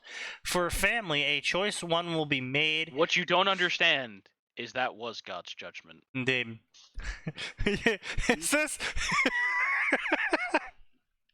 Yo, you know what? I want to see a shitpost where someone is, right, the judgment is God putting them in some other universe, but occasionally he just makes them do things they have no desire to do. I am absolutely not going to fight the demon lord. What comes out of their mouth? I will absolutely kick his ass. Someone send him a message. Cut off his minions' heads and nail them to him on a pike. We're gonna throw hands. Tell him my name is XYZ and I live at ABC. I remember a Harry Potter story that did that. That was the Girl Who Lived story. Oh, well, that's shit and stupid. No. It was... So basically, Harry Potter's a guy. He knows he's a guy. He wants to be a guy. But for some reason, he has a curse on him that makes everyone around him yes, think he's a girl. And it doesn't matter what he says. It's a shame that thing is so dead. Yeah. It doesn't matter what he says. Everyone around him just hears some girlified, completely censored variant of whatever he's talking about. It's... It was actually kind of funny. Oh, God. But yeah, it's unfortunate that that story was like hella dead. So I actually had a dream last night, right? This is a pretty fucking trippy dream too, right? So you all know I have this dead worm story, right? That I tried to write and kind of fucking died at chapter 1, right? The one where Sophia gets fucking ganked. Yes. It's the multi-cross with you and someone else. And the world is better for it. Yeah.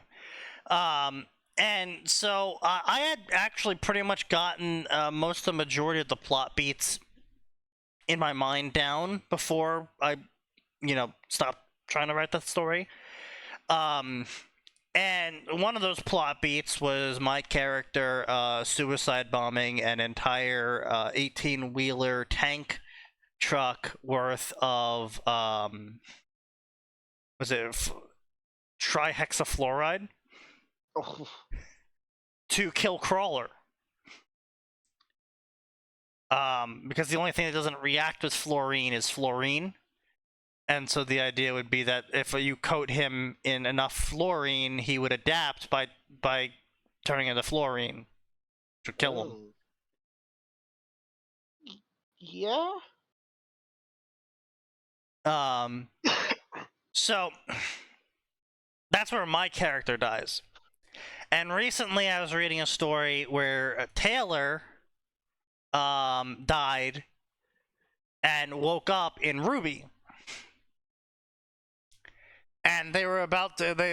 I fell asleep at the point in the story where they were about to reveal the criminal big bad that Roman had been working with. And my brain was like, well, it's you. I was like, okay.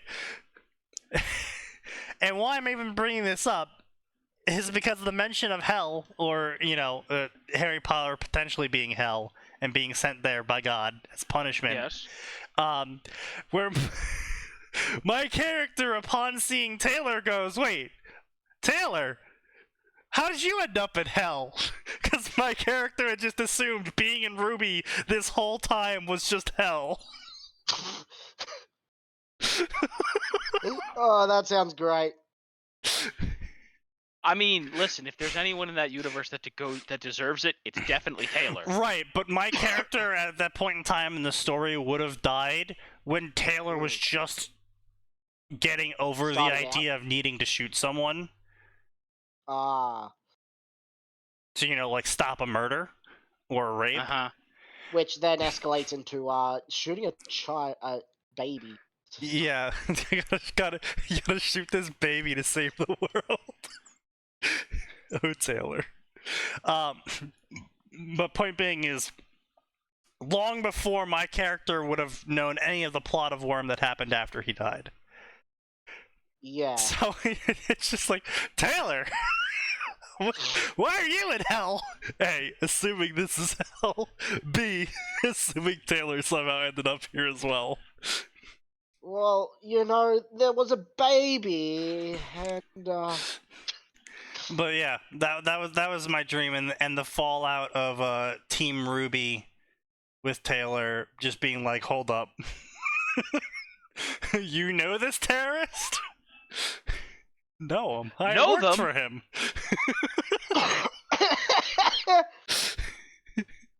I would say, listen, that'd be the kind of thing where I meet Sneaky right? Wait, you know this terrorist? Know him? I did a podcast with him. I used to do broadcasts with him. What? Yeah, I went to college with him. Yeah, no, there was a terrorist college. Oh yeah, there's a whole place for us down in the slap.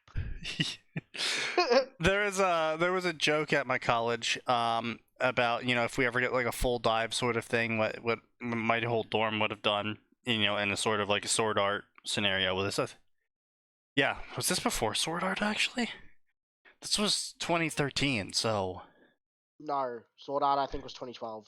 Okay, yeah, fair enough, that might have been why. But anyway, so point being... all the boys were just sitting around talking shit, and we were like, what happens if a full dive universe does come out? What kind of game would we like to see?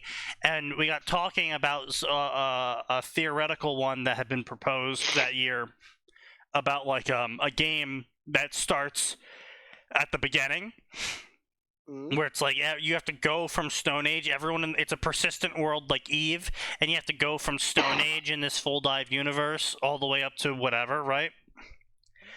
And everyone's like, oh, I'd be a hero. I'll go around and save everything.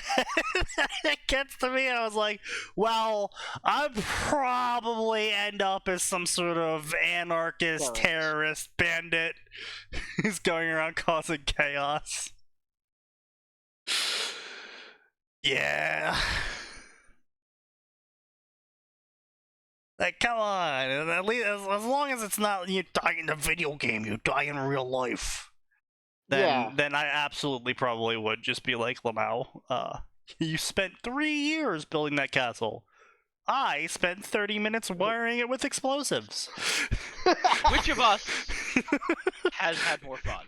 Do you feel like you're in control?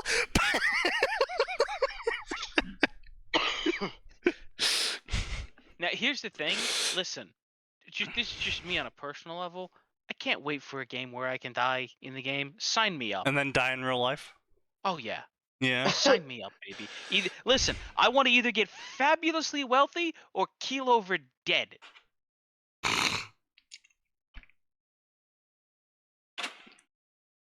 I don't think they'll ever allow that. Yeah, I know.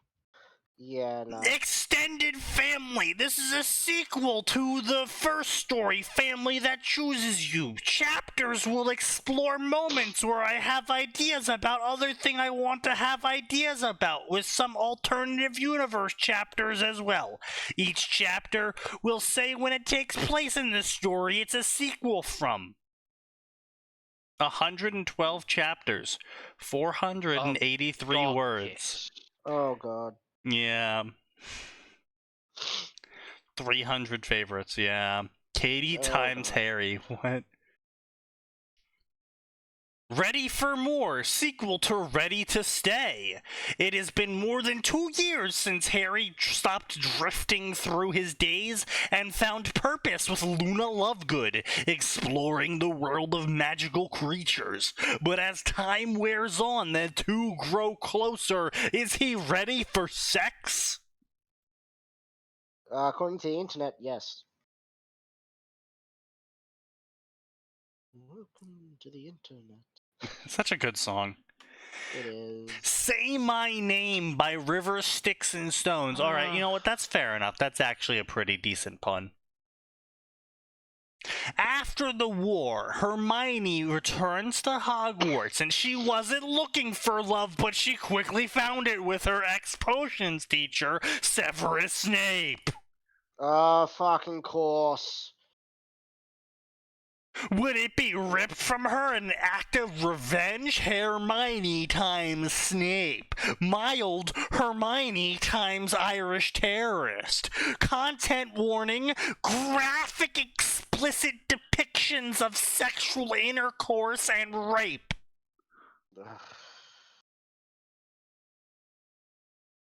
We'll deal with the aftermath of the rape in this story as well. What, hot eyes? What's wrong, buddy? Why don't you like the rape story? God damn it, You know, Reddit. it just gets old after the first 10,000. God damn it, Reddit. Pack whales found dead in the Amazon rainforest. Top comment. That doesn't surprise me. The Amazon rainforest is no place for a whale to live. Oh. That's fucking terrible. Oh, that's hilarious. Finding Juliet. Ginny gets asked to a ball by Draco Malfoy, and she is forced to attend at gunpoint or there will be consequences. At gunpoint. What will happen next? Will Draco Malfoy sweep her off her feet and make her thirsty for his nuts? I do not own the rights to Harry Potter. By Ginny Potter, 1993. Slytherin there, Gryffindor. So we got Slytherin and their Gryffindor.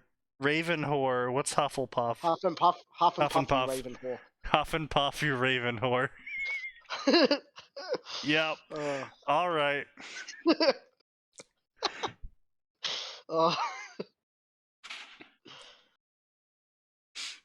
Okay. The Broken Hero. Broken Hero is about how Harry has to deal newly formed heart disease. I think I've read that What one. did he take the COVID shot? Please review, but be nice about the heart disease. No. No. Hey guys, my name is Nate14123, and I do love the fanfictions. I do all sorts of the fanfictions, and I will link all my stories in progress on my page. A little about me, okay? I guess I love reading and write stories almost daily. I especially love to create stories about Harry Potter and the Keeper of the Lost Cities and TMNT. I am currently obsessed. I am currently obsessed with Mikey from the TMNT. He is so cute and funny. Fuck off, you Scaly. Most of my stories are hurt comfort because for some reason I write better in the hurt comfort category. I can't imagine why. Fun facts, I am the oldest. I live in California. I'm the best at hurt comfort. I can't imagine why. Oldest lives in California. I'm a babysitter. And I've been doing archery for a year. Ah. They're female. That explains it. That explains it. One could even say...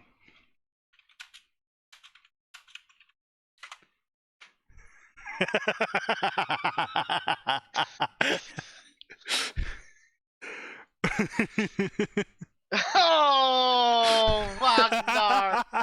Oh. Most idiotic thing did Sneaky just say? Oh.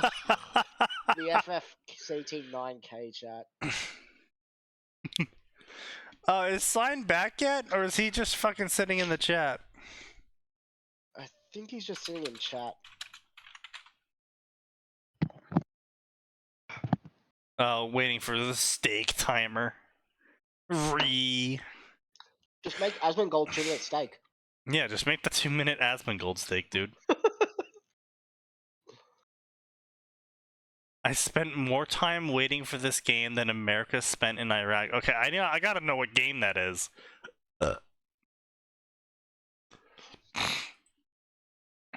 Spare!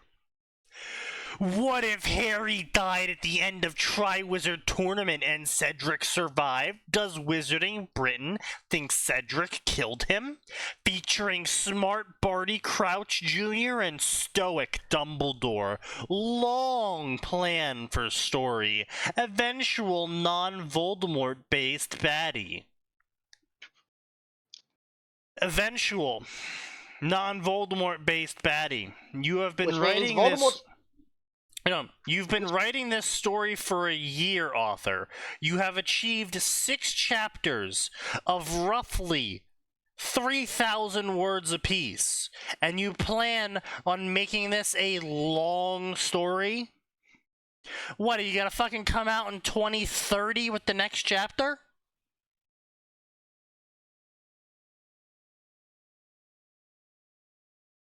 See, like, look. I have nothing against people that want to, go for the big, massive, mega huge fanfic, right? Cool, great, awesome, love it. But if you're gonna do that, at least, like, make sure that's even a possibility, you know? I'd much rather you just write a short story that captures the initial idea of the story you wanted to write, and it's only like 70k words long, and you get it finished in the first, 6 months. Right? I don't want to still be here 8 years down the line, and you've just come out with your second chapter of the year, and it's 4,000 words long, and you're like, don't worry, guys, sorry, haha, it's been so long, Lamau, life just be weird like that, tee-hee. I promise I'm going to be updating more in the future, and then the next chapter we see from you is 2 more years later.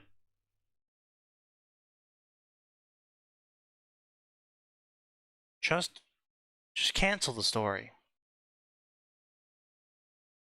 You know? Just say the story is canceled. Like, don't do this to me. Don't do the shit that's in my fucking inbox right now, where I got like 7 stories that have recently updated that I haven't heard hide or hair from in like the past 6 fucking years, and they're like, oh wow, guys, it sure has been a long time since I've been here. Oh boy, I hope I still got it. It's like, hey, you don't still got it. You don't.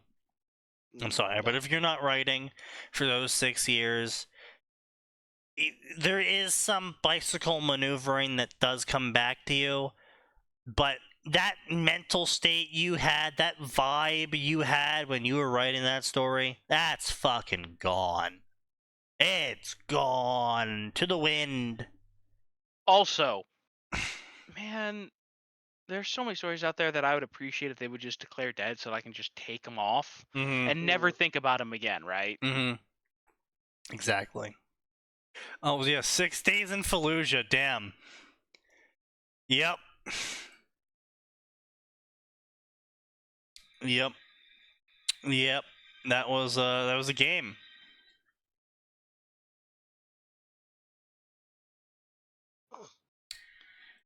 That was a game. That's also where I believe the Marines started just throwing frag grenades into people's houses. They're supposed to, by UN convention, throw flashbangs, but the Marines said, that's really dumb. If we throw flashbangs, we then have to shoot them. So why don't we just skip the part where we waste a flashbang and just throw a frag grenade in? And it was comically effective, and I say comically because the forces on the ground had gotten used to the UN soldier, the NATO soldiers throwing flashbangs in first instead, and so they would just cover their eyes. And then the Marines started throwing grenades in, and so they would cover their eyes. And that was the last thing they did.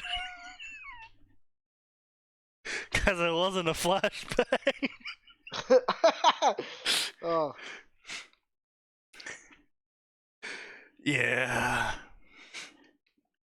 And then shit got really fucked, because then the Marines started doing shit like throwing rubber ducks into rooms and shit, and then laughing as they all cowered behind like tables and chairs, and then when they popped out of behind the tables and chairs, then they would because throw the they went, actual oh, grenade it's a rubber in. duck. Yeah.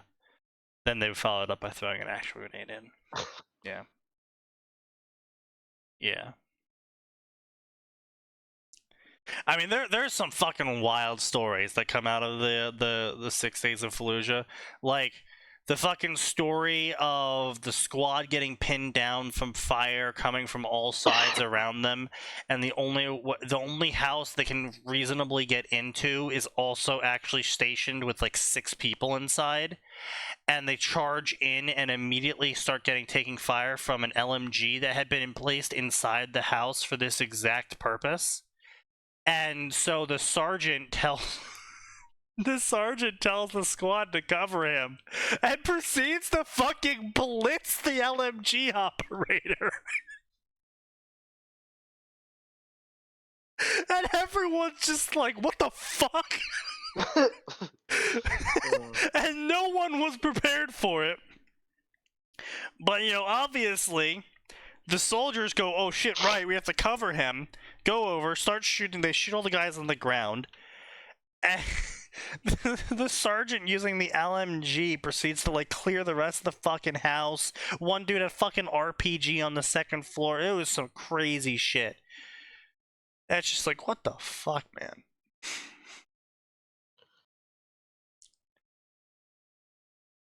What the fuck? But you know what? AO3's got some fan fiction about it already, and Not surprised. whew, it's not something you want to read. It's not something you want to read. A hurt comfort romance story featuring Hermione, Cyrus, Ginny, and Tonks. A series of canon-compliant one-shots told from different point of views with a common theme of being left behind. Okay. You do that, buddy. Chess lessons with Harry and Draco Year 2. New threats await Harry and his friends in Slytherin.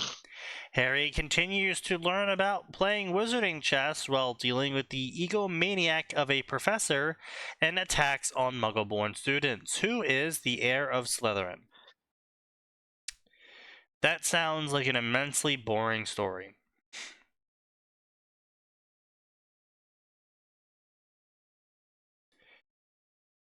Pegasus feathers. Harry brews a potion that when drunk will tell him who his soulmate is. Harry Potter. Oh, that's a bad potion. Times Theodore Nott. Well, he's certainly going to be nodding in you.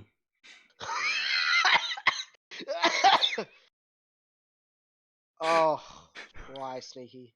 With all of these nuts. Oh.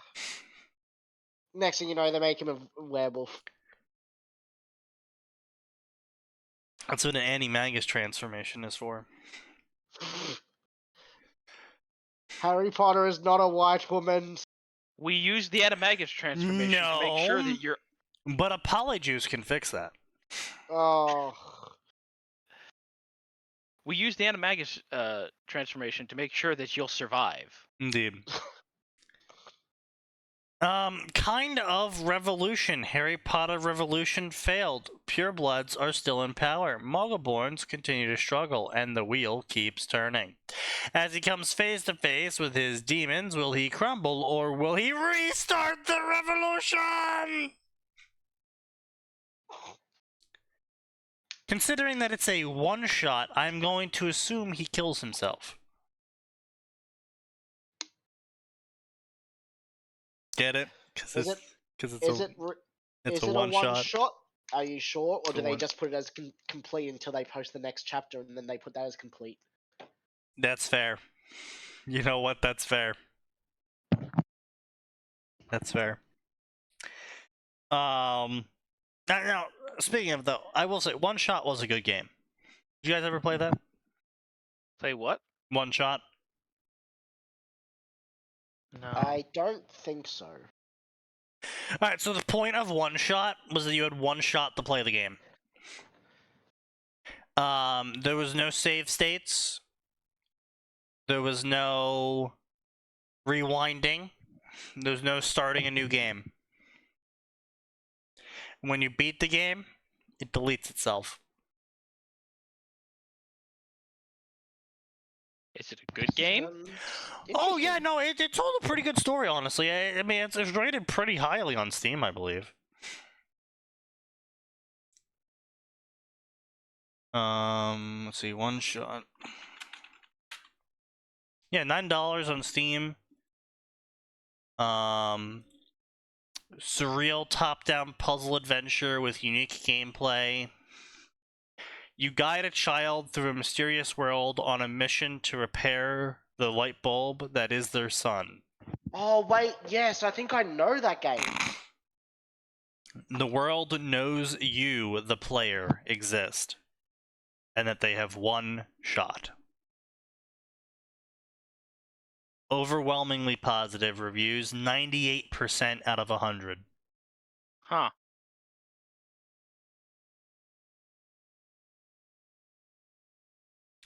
I mean, yeah, I watched someone play the game. It was very clever. It was very interesting, honestly. It was cute. And yeah, I think I remember watching a YouTube play it. Yeah. Is the kid you Is it a human kid that you're taking with you to fix the sun? Is the what? Or is it a human kid you're taking with you to fix the sun? It's some cat kid. Yeah, cat kid. That, yeah. Oh, that game. Yeah. Yeah. Yeah, honestly, it was good. It was a good game, and it's very interesting in how it handled everything. I thought it was interesting.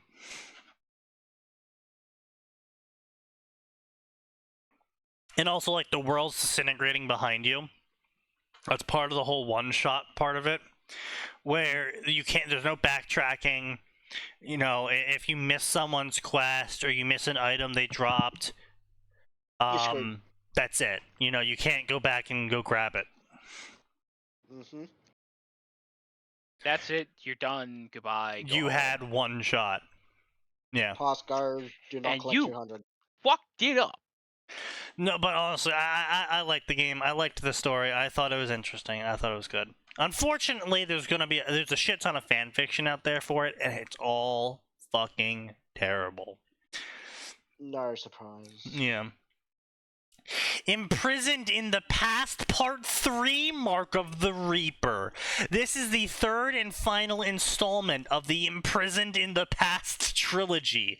The war is kicking off as Harry Potter begins his Hogwarts career.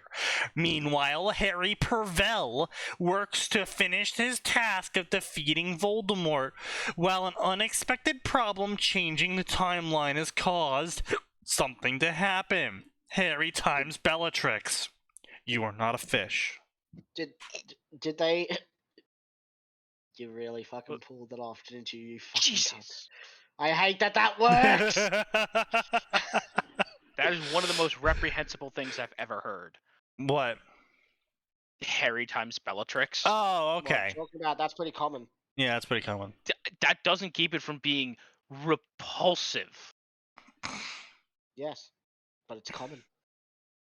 Just like Japan's Age of Consent.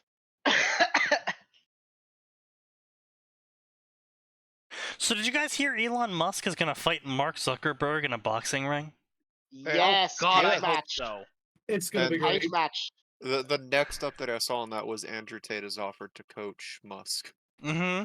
Apparently. Listen, the only This is way the best timeline.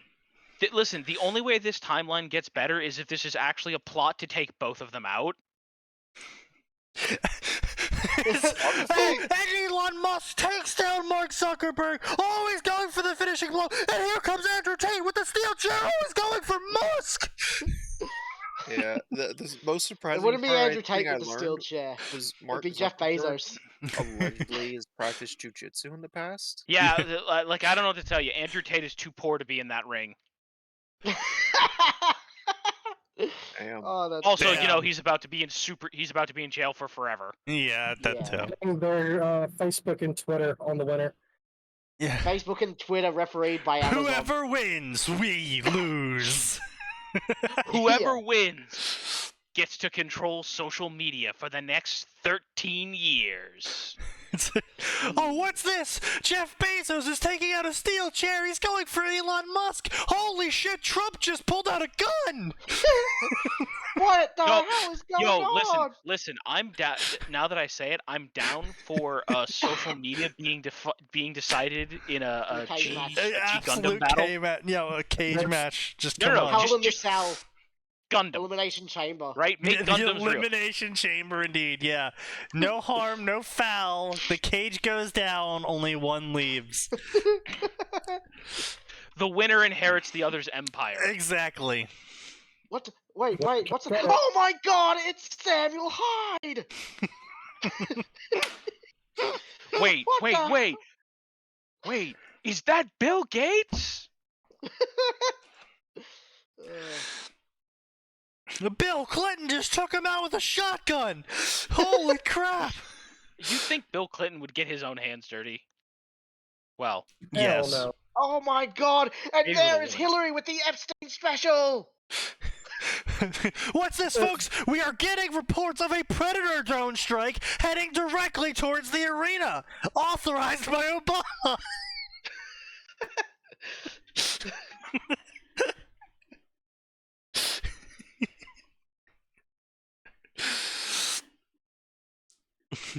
Slowly escalate.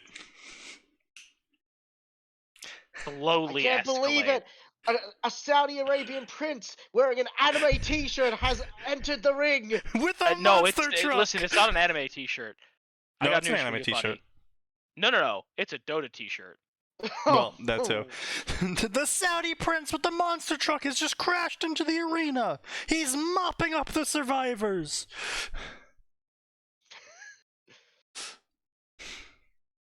And there's George Senior. Oh my God! It's the lost This corpse is of the Ocean Gate. ultimate showdown.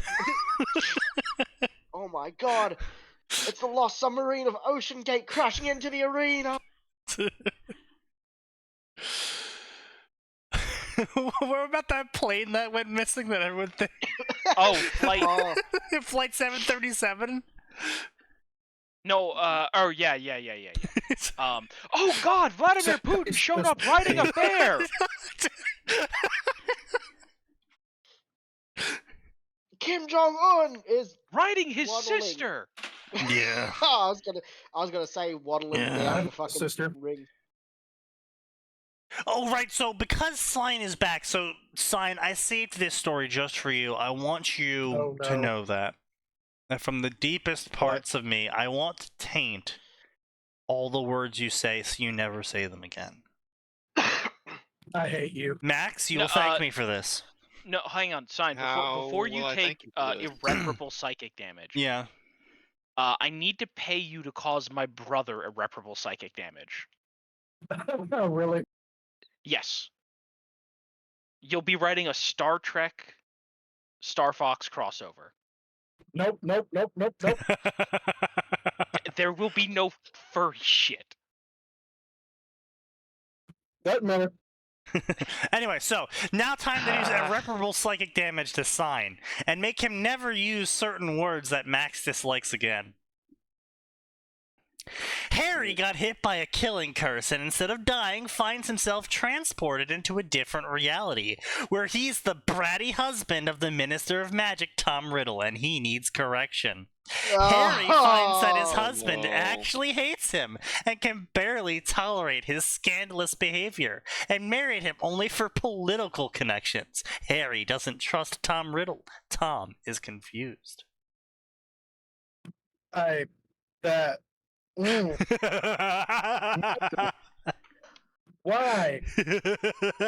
Well, now it's fine to counterattack. You gotta draw, write a female Harry Potter being bratty and getting corrected.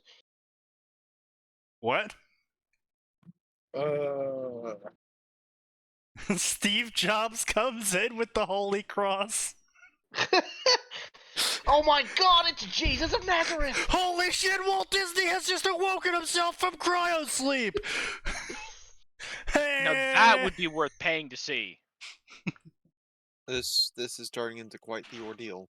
This is the final showdown! What are we even fighting for? What? No, seriously, what are we fighting for? No one told me what we're getting for. Winner takes all, of course. Oh, I see. And everyone just starts throwing because they hear. We have some news. It appears the IRS has parked out front of the arena. They're currently going through all the files. Every single time someone kills someone else, they're like, alright, asset transfer, that's one tax. Oh, they just died, that's an inheritance tax. Everyone just starts throwing just because they don't want to deal with the IRS. The IRS has brought out the printer! And it's just a fucking crank machine they're turning and it's spitting out tax tickets. No, Sneaky. The IRS has brought out the most feared thing in the universe! The realized asset transfer paperwork! What's it? Hang on, folks. We're getting reports that Joe Biden is actively trying to raise taxes right now. He's called an emergency session. This just in. The IRS headquarters has been bombed by the IRA. Joe Biden tries to raise taxes, unfortunately gets lost in ice cream shop. You know what? I would get lost in an ice cream shop rather than deal with rather than deal with the IRS. I was thought you were gonna gonna go say he deal with gets the lost in the IRS, but kindergarten. you know what? I got stuck in the popcorn shop, man. I thought you were gonna say you got lost in kindergarten. You know, because those Accurate. kids like touching his hairy legs. Nah, that's Hunter Biden. No, that's literally what he said. That's Joe. Oh god, it's both. Oh, it's genetics! It runs in the family, as the kids run from them. Oh god, this is just garbage. The Harry Potter section, unfortunately, was all gay fics. Yep. Alright, With some so let's Hermione see. Snape. Let's go crossovers for video games. Let's do. I don't want to touch Mario right now. There's gonna be too many fatty lovers. Let's do Elder Scrolls. You know what? I am excited for the Super Mario remake, though. The Super Mario RPG remake. That was a good game. Okay, so let's see. I watched the Super Mario Brothers movie and it wasn't great, but it wasn't awful either. Red DXD. Red Dragon's Roar, Fall of Kuro Inu, Elder Scrolls Kuro Inu crossover. Why? On the way to Hammerfell, the Dragonborn and his friends are swept up in a storm and end up in Estosia. Upon arrival, they are pulled into another war, but what they don't realize is that things aren't what they seem, and they will be forced to make hard choices. Okay, so you can say a lot of things about Kuro Inu. Subtle? Not one of them. Not one of them in the slightest. Bro, is as subtle as a brick to the teeth. Yeah, Kuro Inu is as subtle as Taylor is. Blunt, but effective. Yes. And I'm not really sure how you could wash up on the shore. I mean, like, I can see some poor assumptions being made when you start seeing, orcs and demons raiding some human village, right? It's like, okay, save the human village, kill the orcs and demons. That's fine, right? The second you meet the fucking black dogs, they literally don't even hide. They're like, oh yeah, we're gonna rape someone today. Oh yeah, I love raping people. It's the best thing ever. It's like that's actual dialogue from the black dogs. Yeah. Yeah, I was gonna say that's when you just go, okay, time to clean the slate. Like, and then Vault's like always going on about the sex empire, and it's just like, okay, so.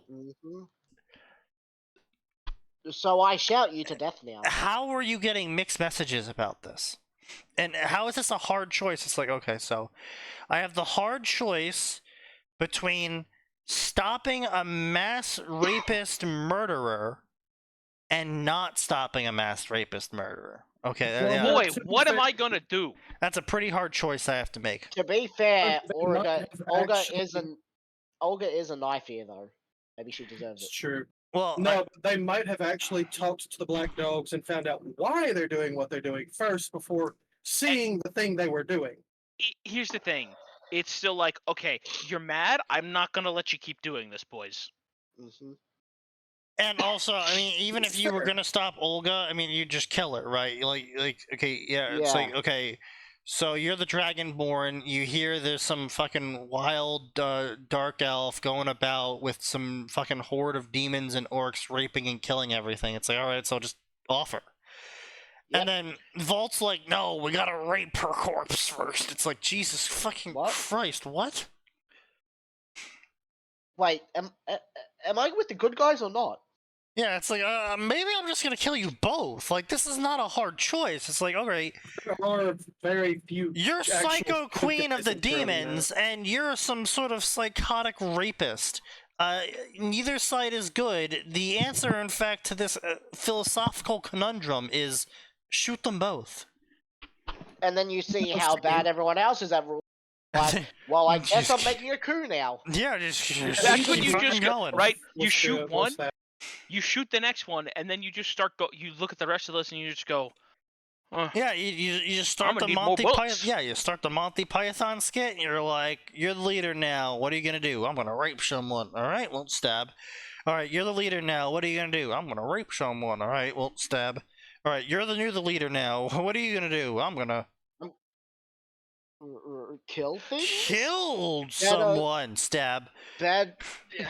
All right, you're the Better leader than the now. last two, I'm but- going to Become a farmer. not rape a lot of young girls. Well, that was oddly A specific. lot? Stab. That's oddly specific. Next thing you know, he just finds some guy in the farmer. Okay, in the farm. You're king now. I'm just gonna milk my cows. Perfect. Nailed it. Best ruler we've ever had. 10 out of 10. And of course, part of the Monty Python skit is, of course, all of the black dogs lining up in a line as the Dragonborn is stabbing his way through them all, asking, what are they going to do as the leader now? I mean, that would honestly be a funnier story than 90% of the humor stories on this website. Yes. Unfortunately. Something wicked. Given another chance at life beneath two moons, the Baba Yaga trudges forward. A Elder Scrolls John Wick story. What? Okay.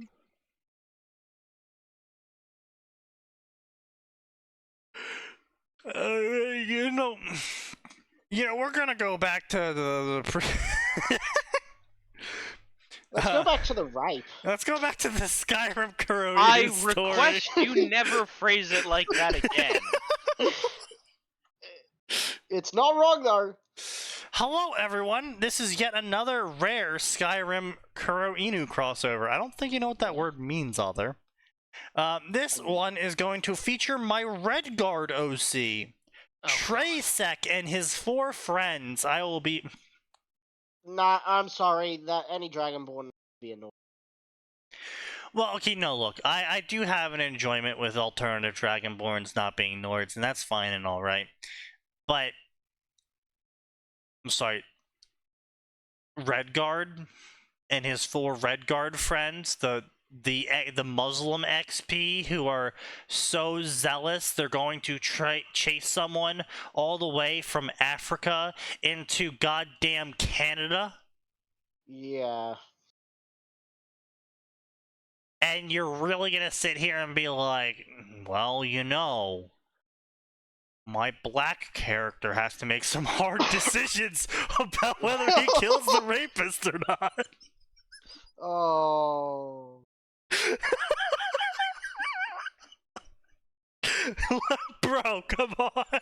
Please. Didn't do nothing. Holy shit, like, come on, man.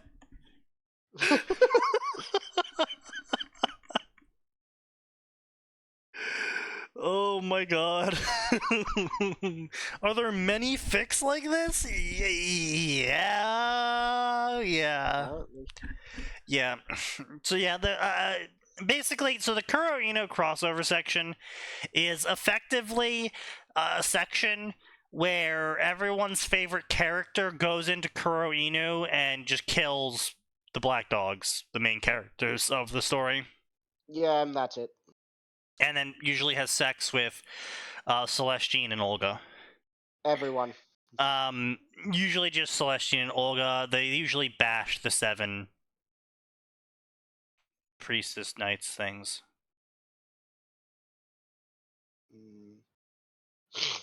In most stories. Because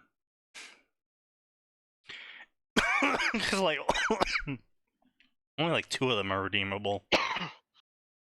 Oh yeah, I found out recently that one of the ones that I didn't think was too bad was still really fucking weird. Cause she's... Yeah, Bloodborne one? No, no.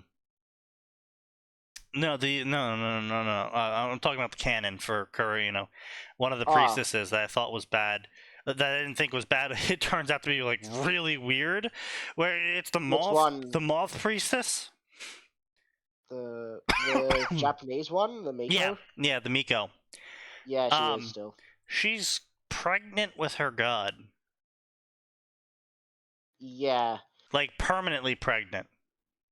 But what? Yeah.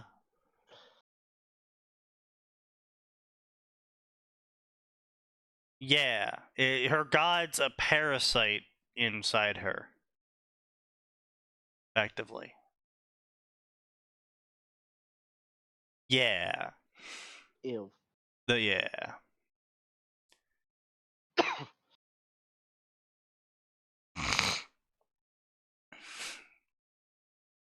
Anyway, I will be featuring many mods. Mods, right. Especially console mods. Oh my god, I can't believe every dragon is Randy Savage. Yeah. Lots of people love stories where bad guy in this hentai lose. Not the bad guy. He's the hero. Oh. I hate that that is a legitimate argument. No, it's not an argument. He's the main character of the story. He's the hero.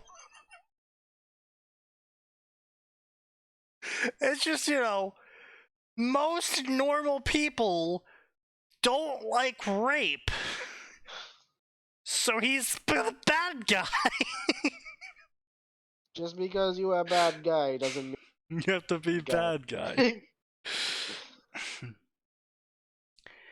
Frankly, I don't like how it ended either. And now I finally have the audacity to write this. Constructive criticism is welcome. And no, I am not changing my Dragonborn race before anyone asks. Okay. Why would we care? I didn't know you could fucking put emotes in. What the fuck? How the fuck? How did you put an emote in? They did what? They put an emote in! Where? Right here! It might be blocked by this ad for Corsair. I might not be able to see It might be blocked by the chat. That too. No! Oh yeah, it is blocked by the voice chat. But I put the picture into the What? Wait, yeah, no, hang on. Fuck? How did they get the... Yeah! What? I was just like, wait, what the fuck? Yeah. Author here. I've seen that. I was talking to co-author. Wait, he's the author? Oh shit. He dude's fucking responding to a review in his own goddamn story. Yeah.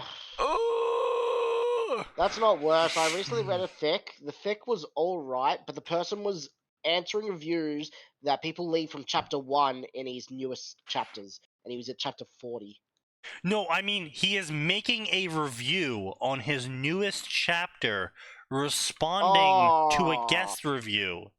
Yeah. Yeah. That's what this person was doing, and it was a guest review from chapter 1. Wait, they were making reviews? Like they were posting a review on their own story? Oh, no. He literally fucking made a review on his own story. I thought you meant Yeah, he's reviewing his own story to answer reviews. Oh my god. I've had to do that shit before. It sucks and I hate it. The last time I saw that you had to review your own story? Make a public review so that people would actually read it instead of having to reply to one person, then another person, another person. No one reads reviews. Apparently they do.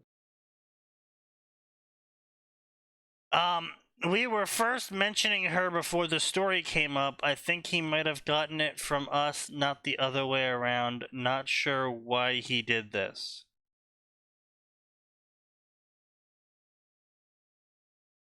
Did you copy the Earth Mother from Kuro Inu the Dawnbreaker, a light shining in the darkness? Holy shit, that's fucking edgy. Oh my god.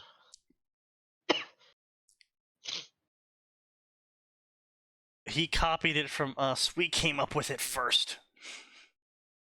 Okay, buddy.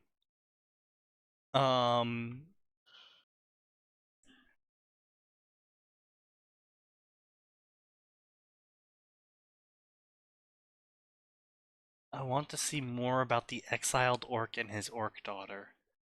What the fuck? What? There's an exiled orc with a daughter.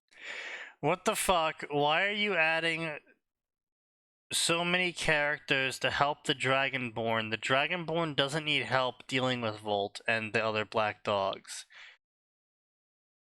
Not to mention all the hate from the Dark Elves, instead of being happy that the Dragonborn is deciding to help them, instead of being suspicious of him like he is Volt 2.0. And why did they have to work to get money in the form of gems? The Dragonborn should have put them in their place instead of helping them.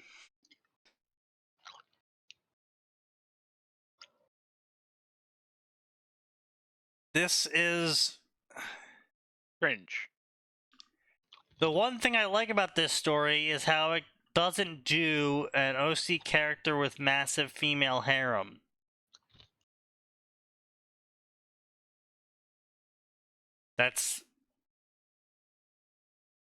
The shouts seem weak. The unrelenting force should shatter castle walls and turn people to mist, depending on how close they are, and the fire shout should liquefy stone.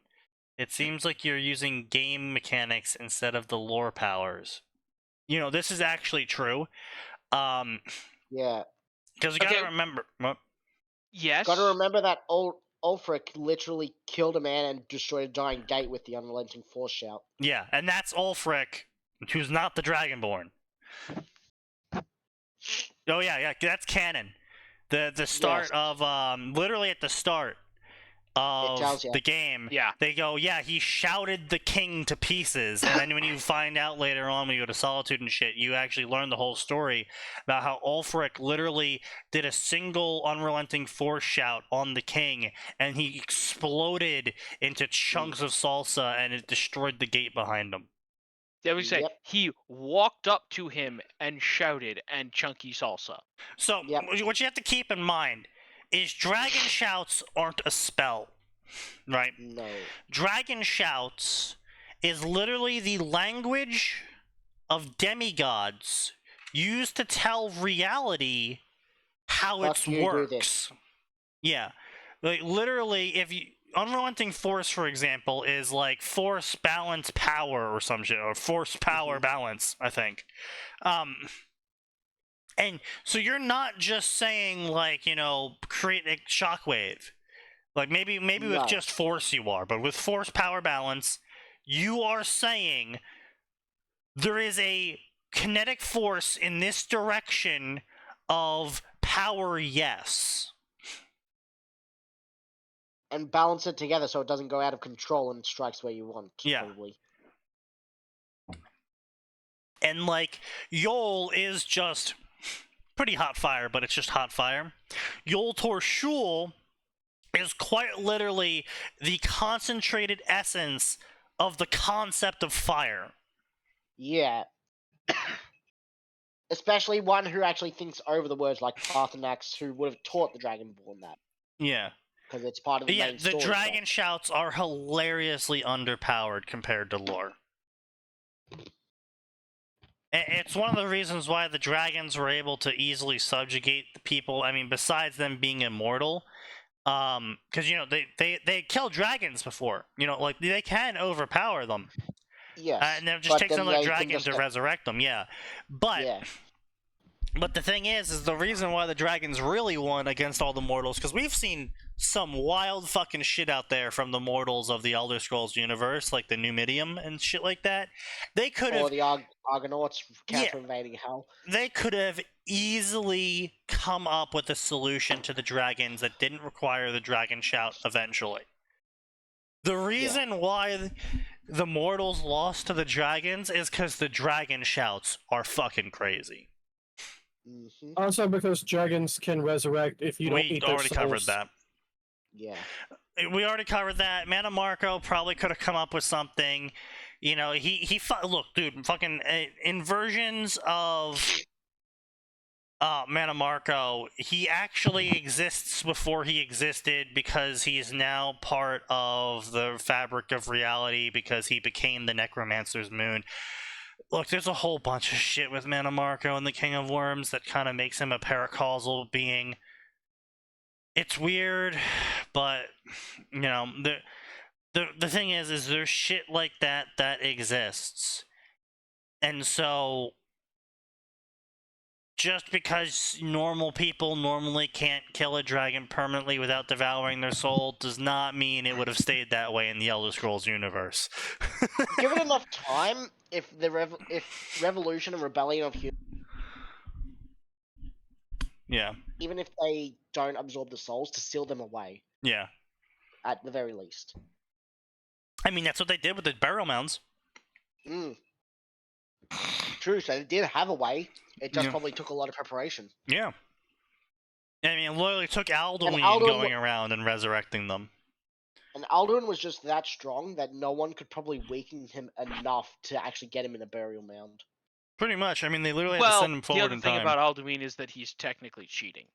Yeah, Yes. and there's also the fact that he did have the wheel on his side, saying that fate had to dictate that the Dragonborn had to be the one to fight him. So that is unfortunately a thing in the Elder Scrolls universe, is the wheel. Yeah. Well, then you've got the Thalmor trying to just destroy the world, right? Yeah. One thing, I will say this, one thing that for as nebulous as it was with some stuff, one thing that I always appreciated about Warhammer Fantasy's version of fate was, oh no, lots of people have a fate. But some people are fated to fight other people. Sometime you just get unlucky and run into someone with a stronger fate than you, and you're gonna fucking lose. Yeah, the winds of fate, yeah. That was quite literally why Gotrek kept beating everyone, because Gotrek was the focus. Well, Gotrek was an immense badass. He had a crazy powerful weapon, and this is the single most important thing. He was the singular focus of a god who single-handedly killed enough chaos demons to create a bone road. So everybody who went up against Gotrek, it literally came down to, can you beat the angriest dwarf in existence for the right to continue to live? And the answer was no. Yeah. Exactly. Yeah. Even the individual Felix.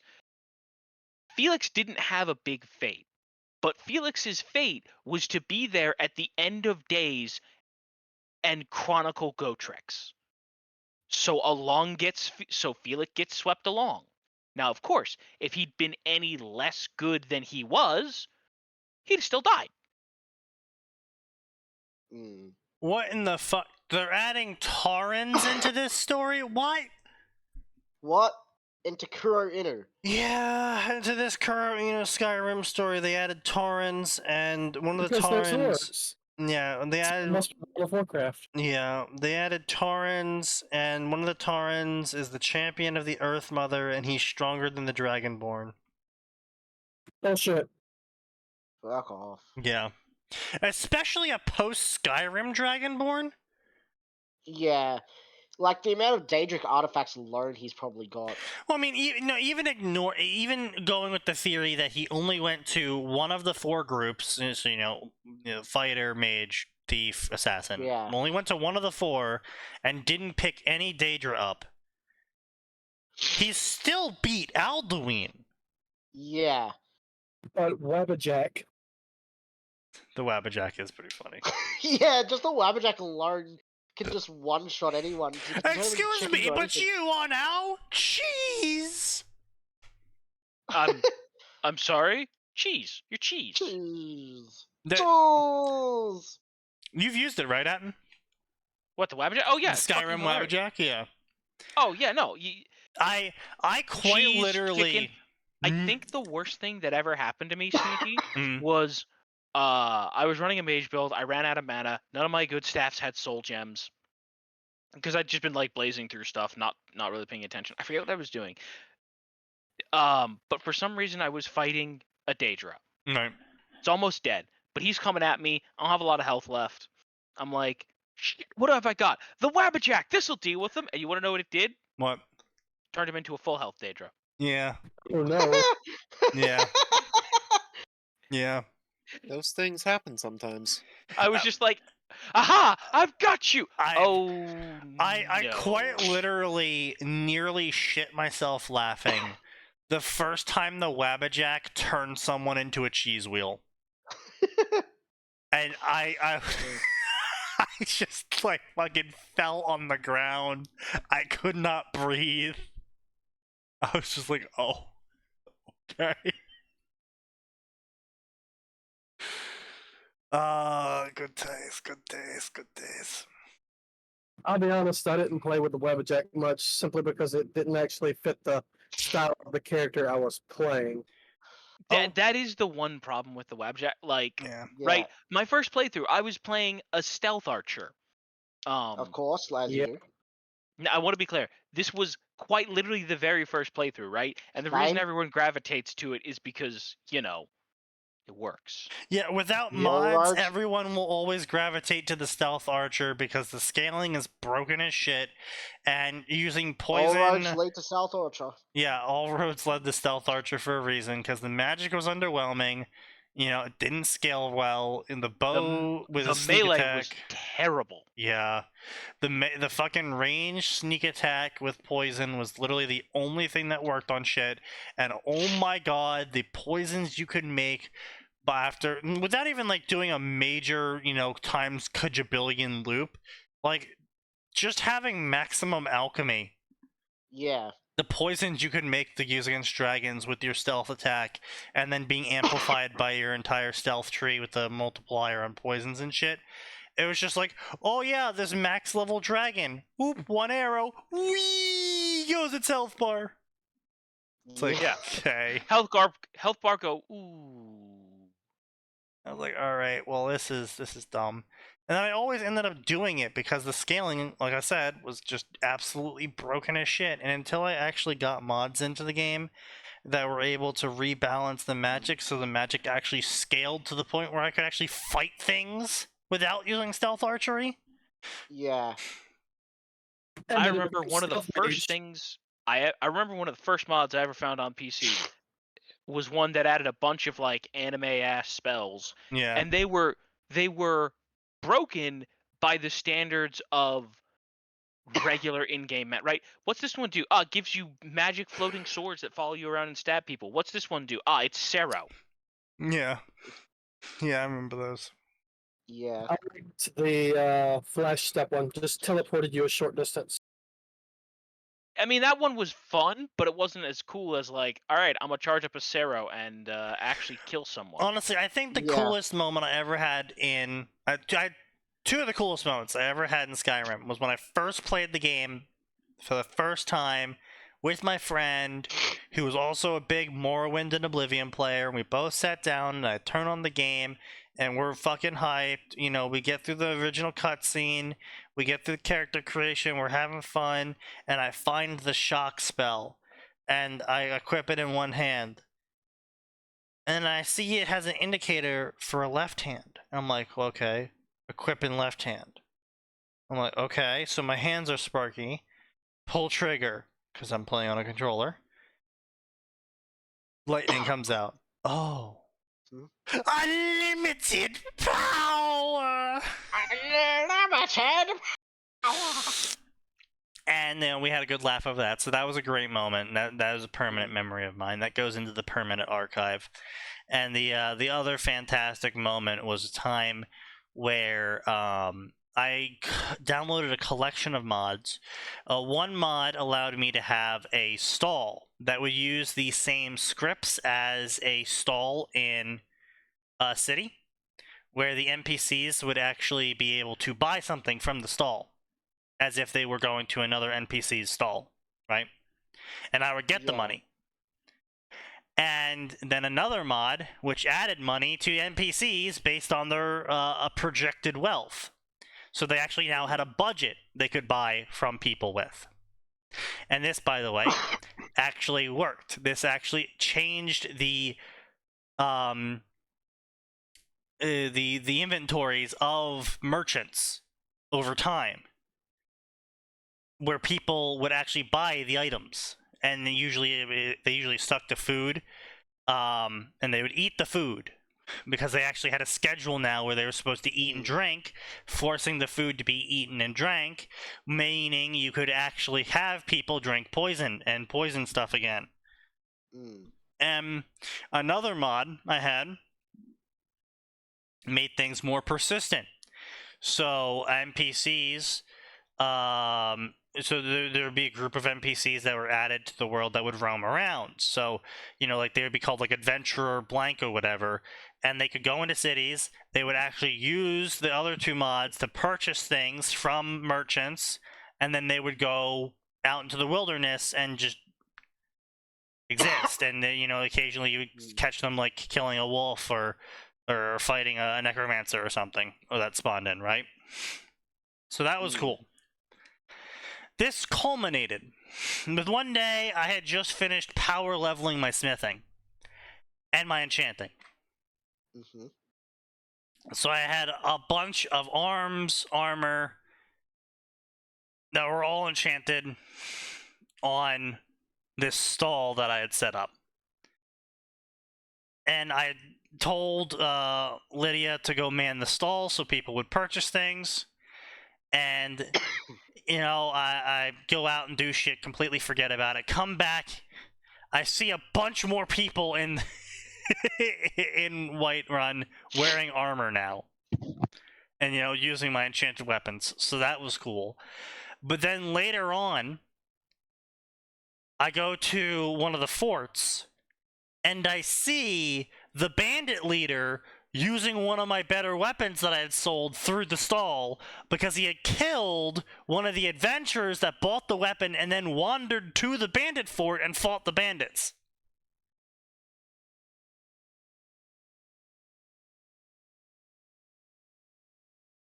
I was just like, oh no. Well, damn. Yeah, he almost fucking obliterated me in one blow. Because I didn't realize the bandits could acquire the weapons too. But Sneaky releasing WMDs into the wild. Yeah. Anyway, ladies and gents, I think we're gonna end it early here. Oh, I say early, but it's 9:30. So, you all take care and come back on Tuesday, because there is always more. And it always gets worse.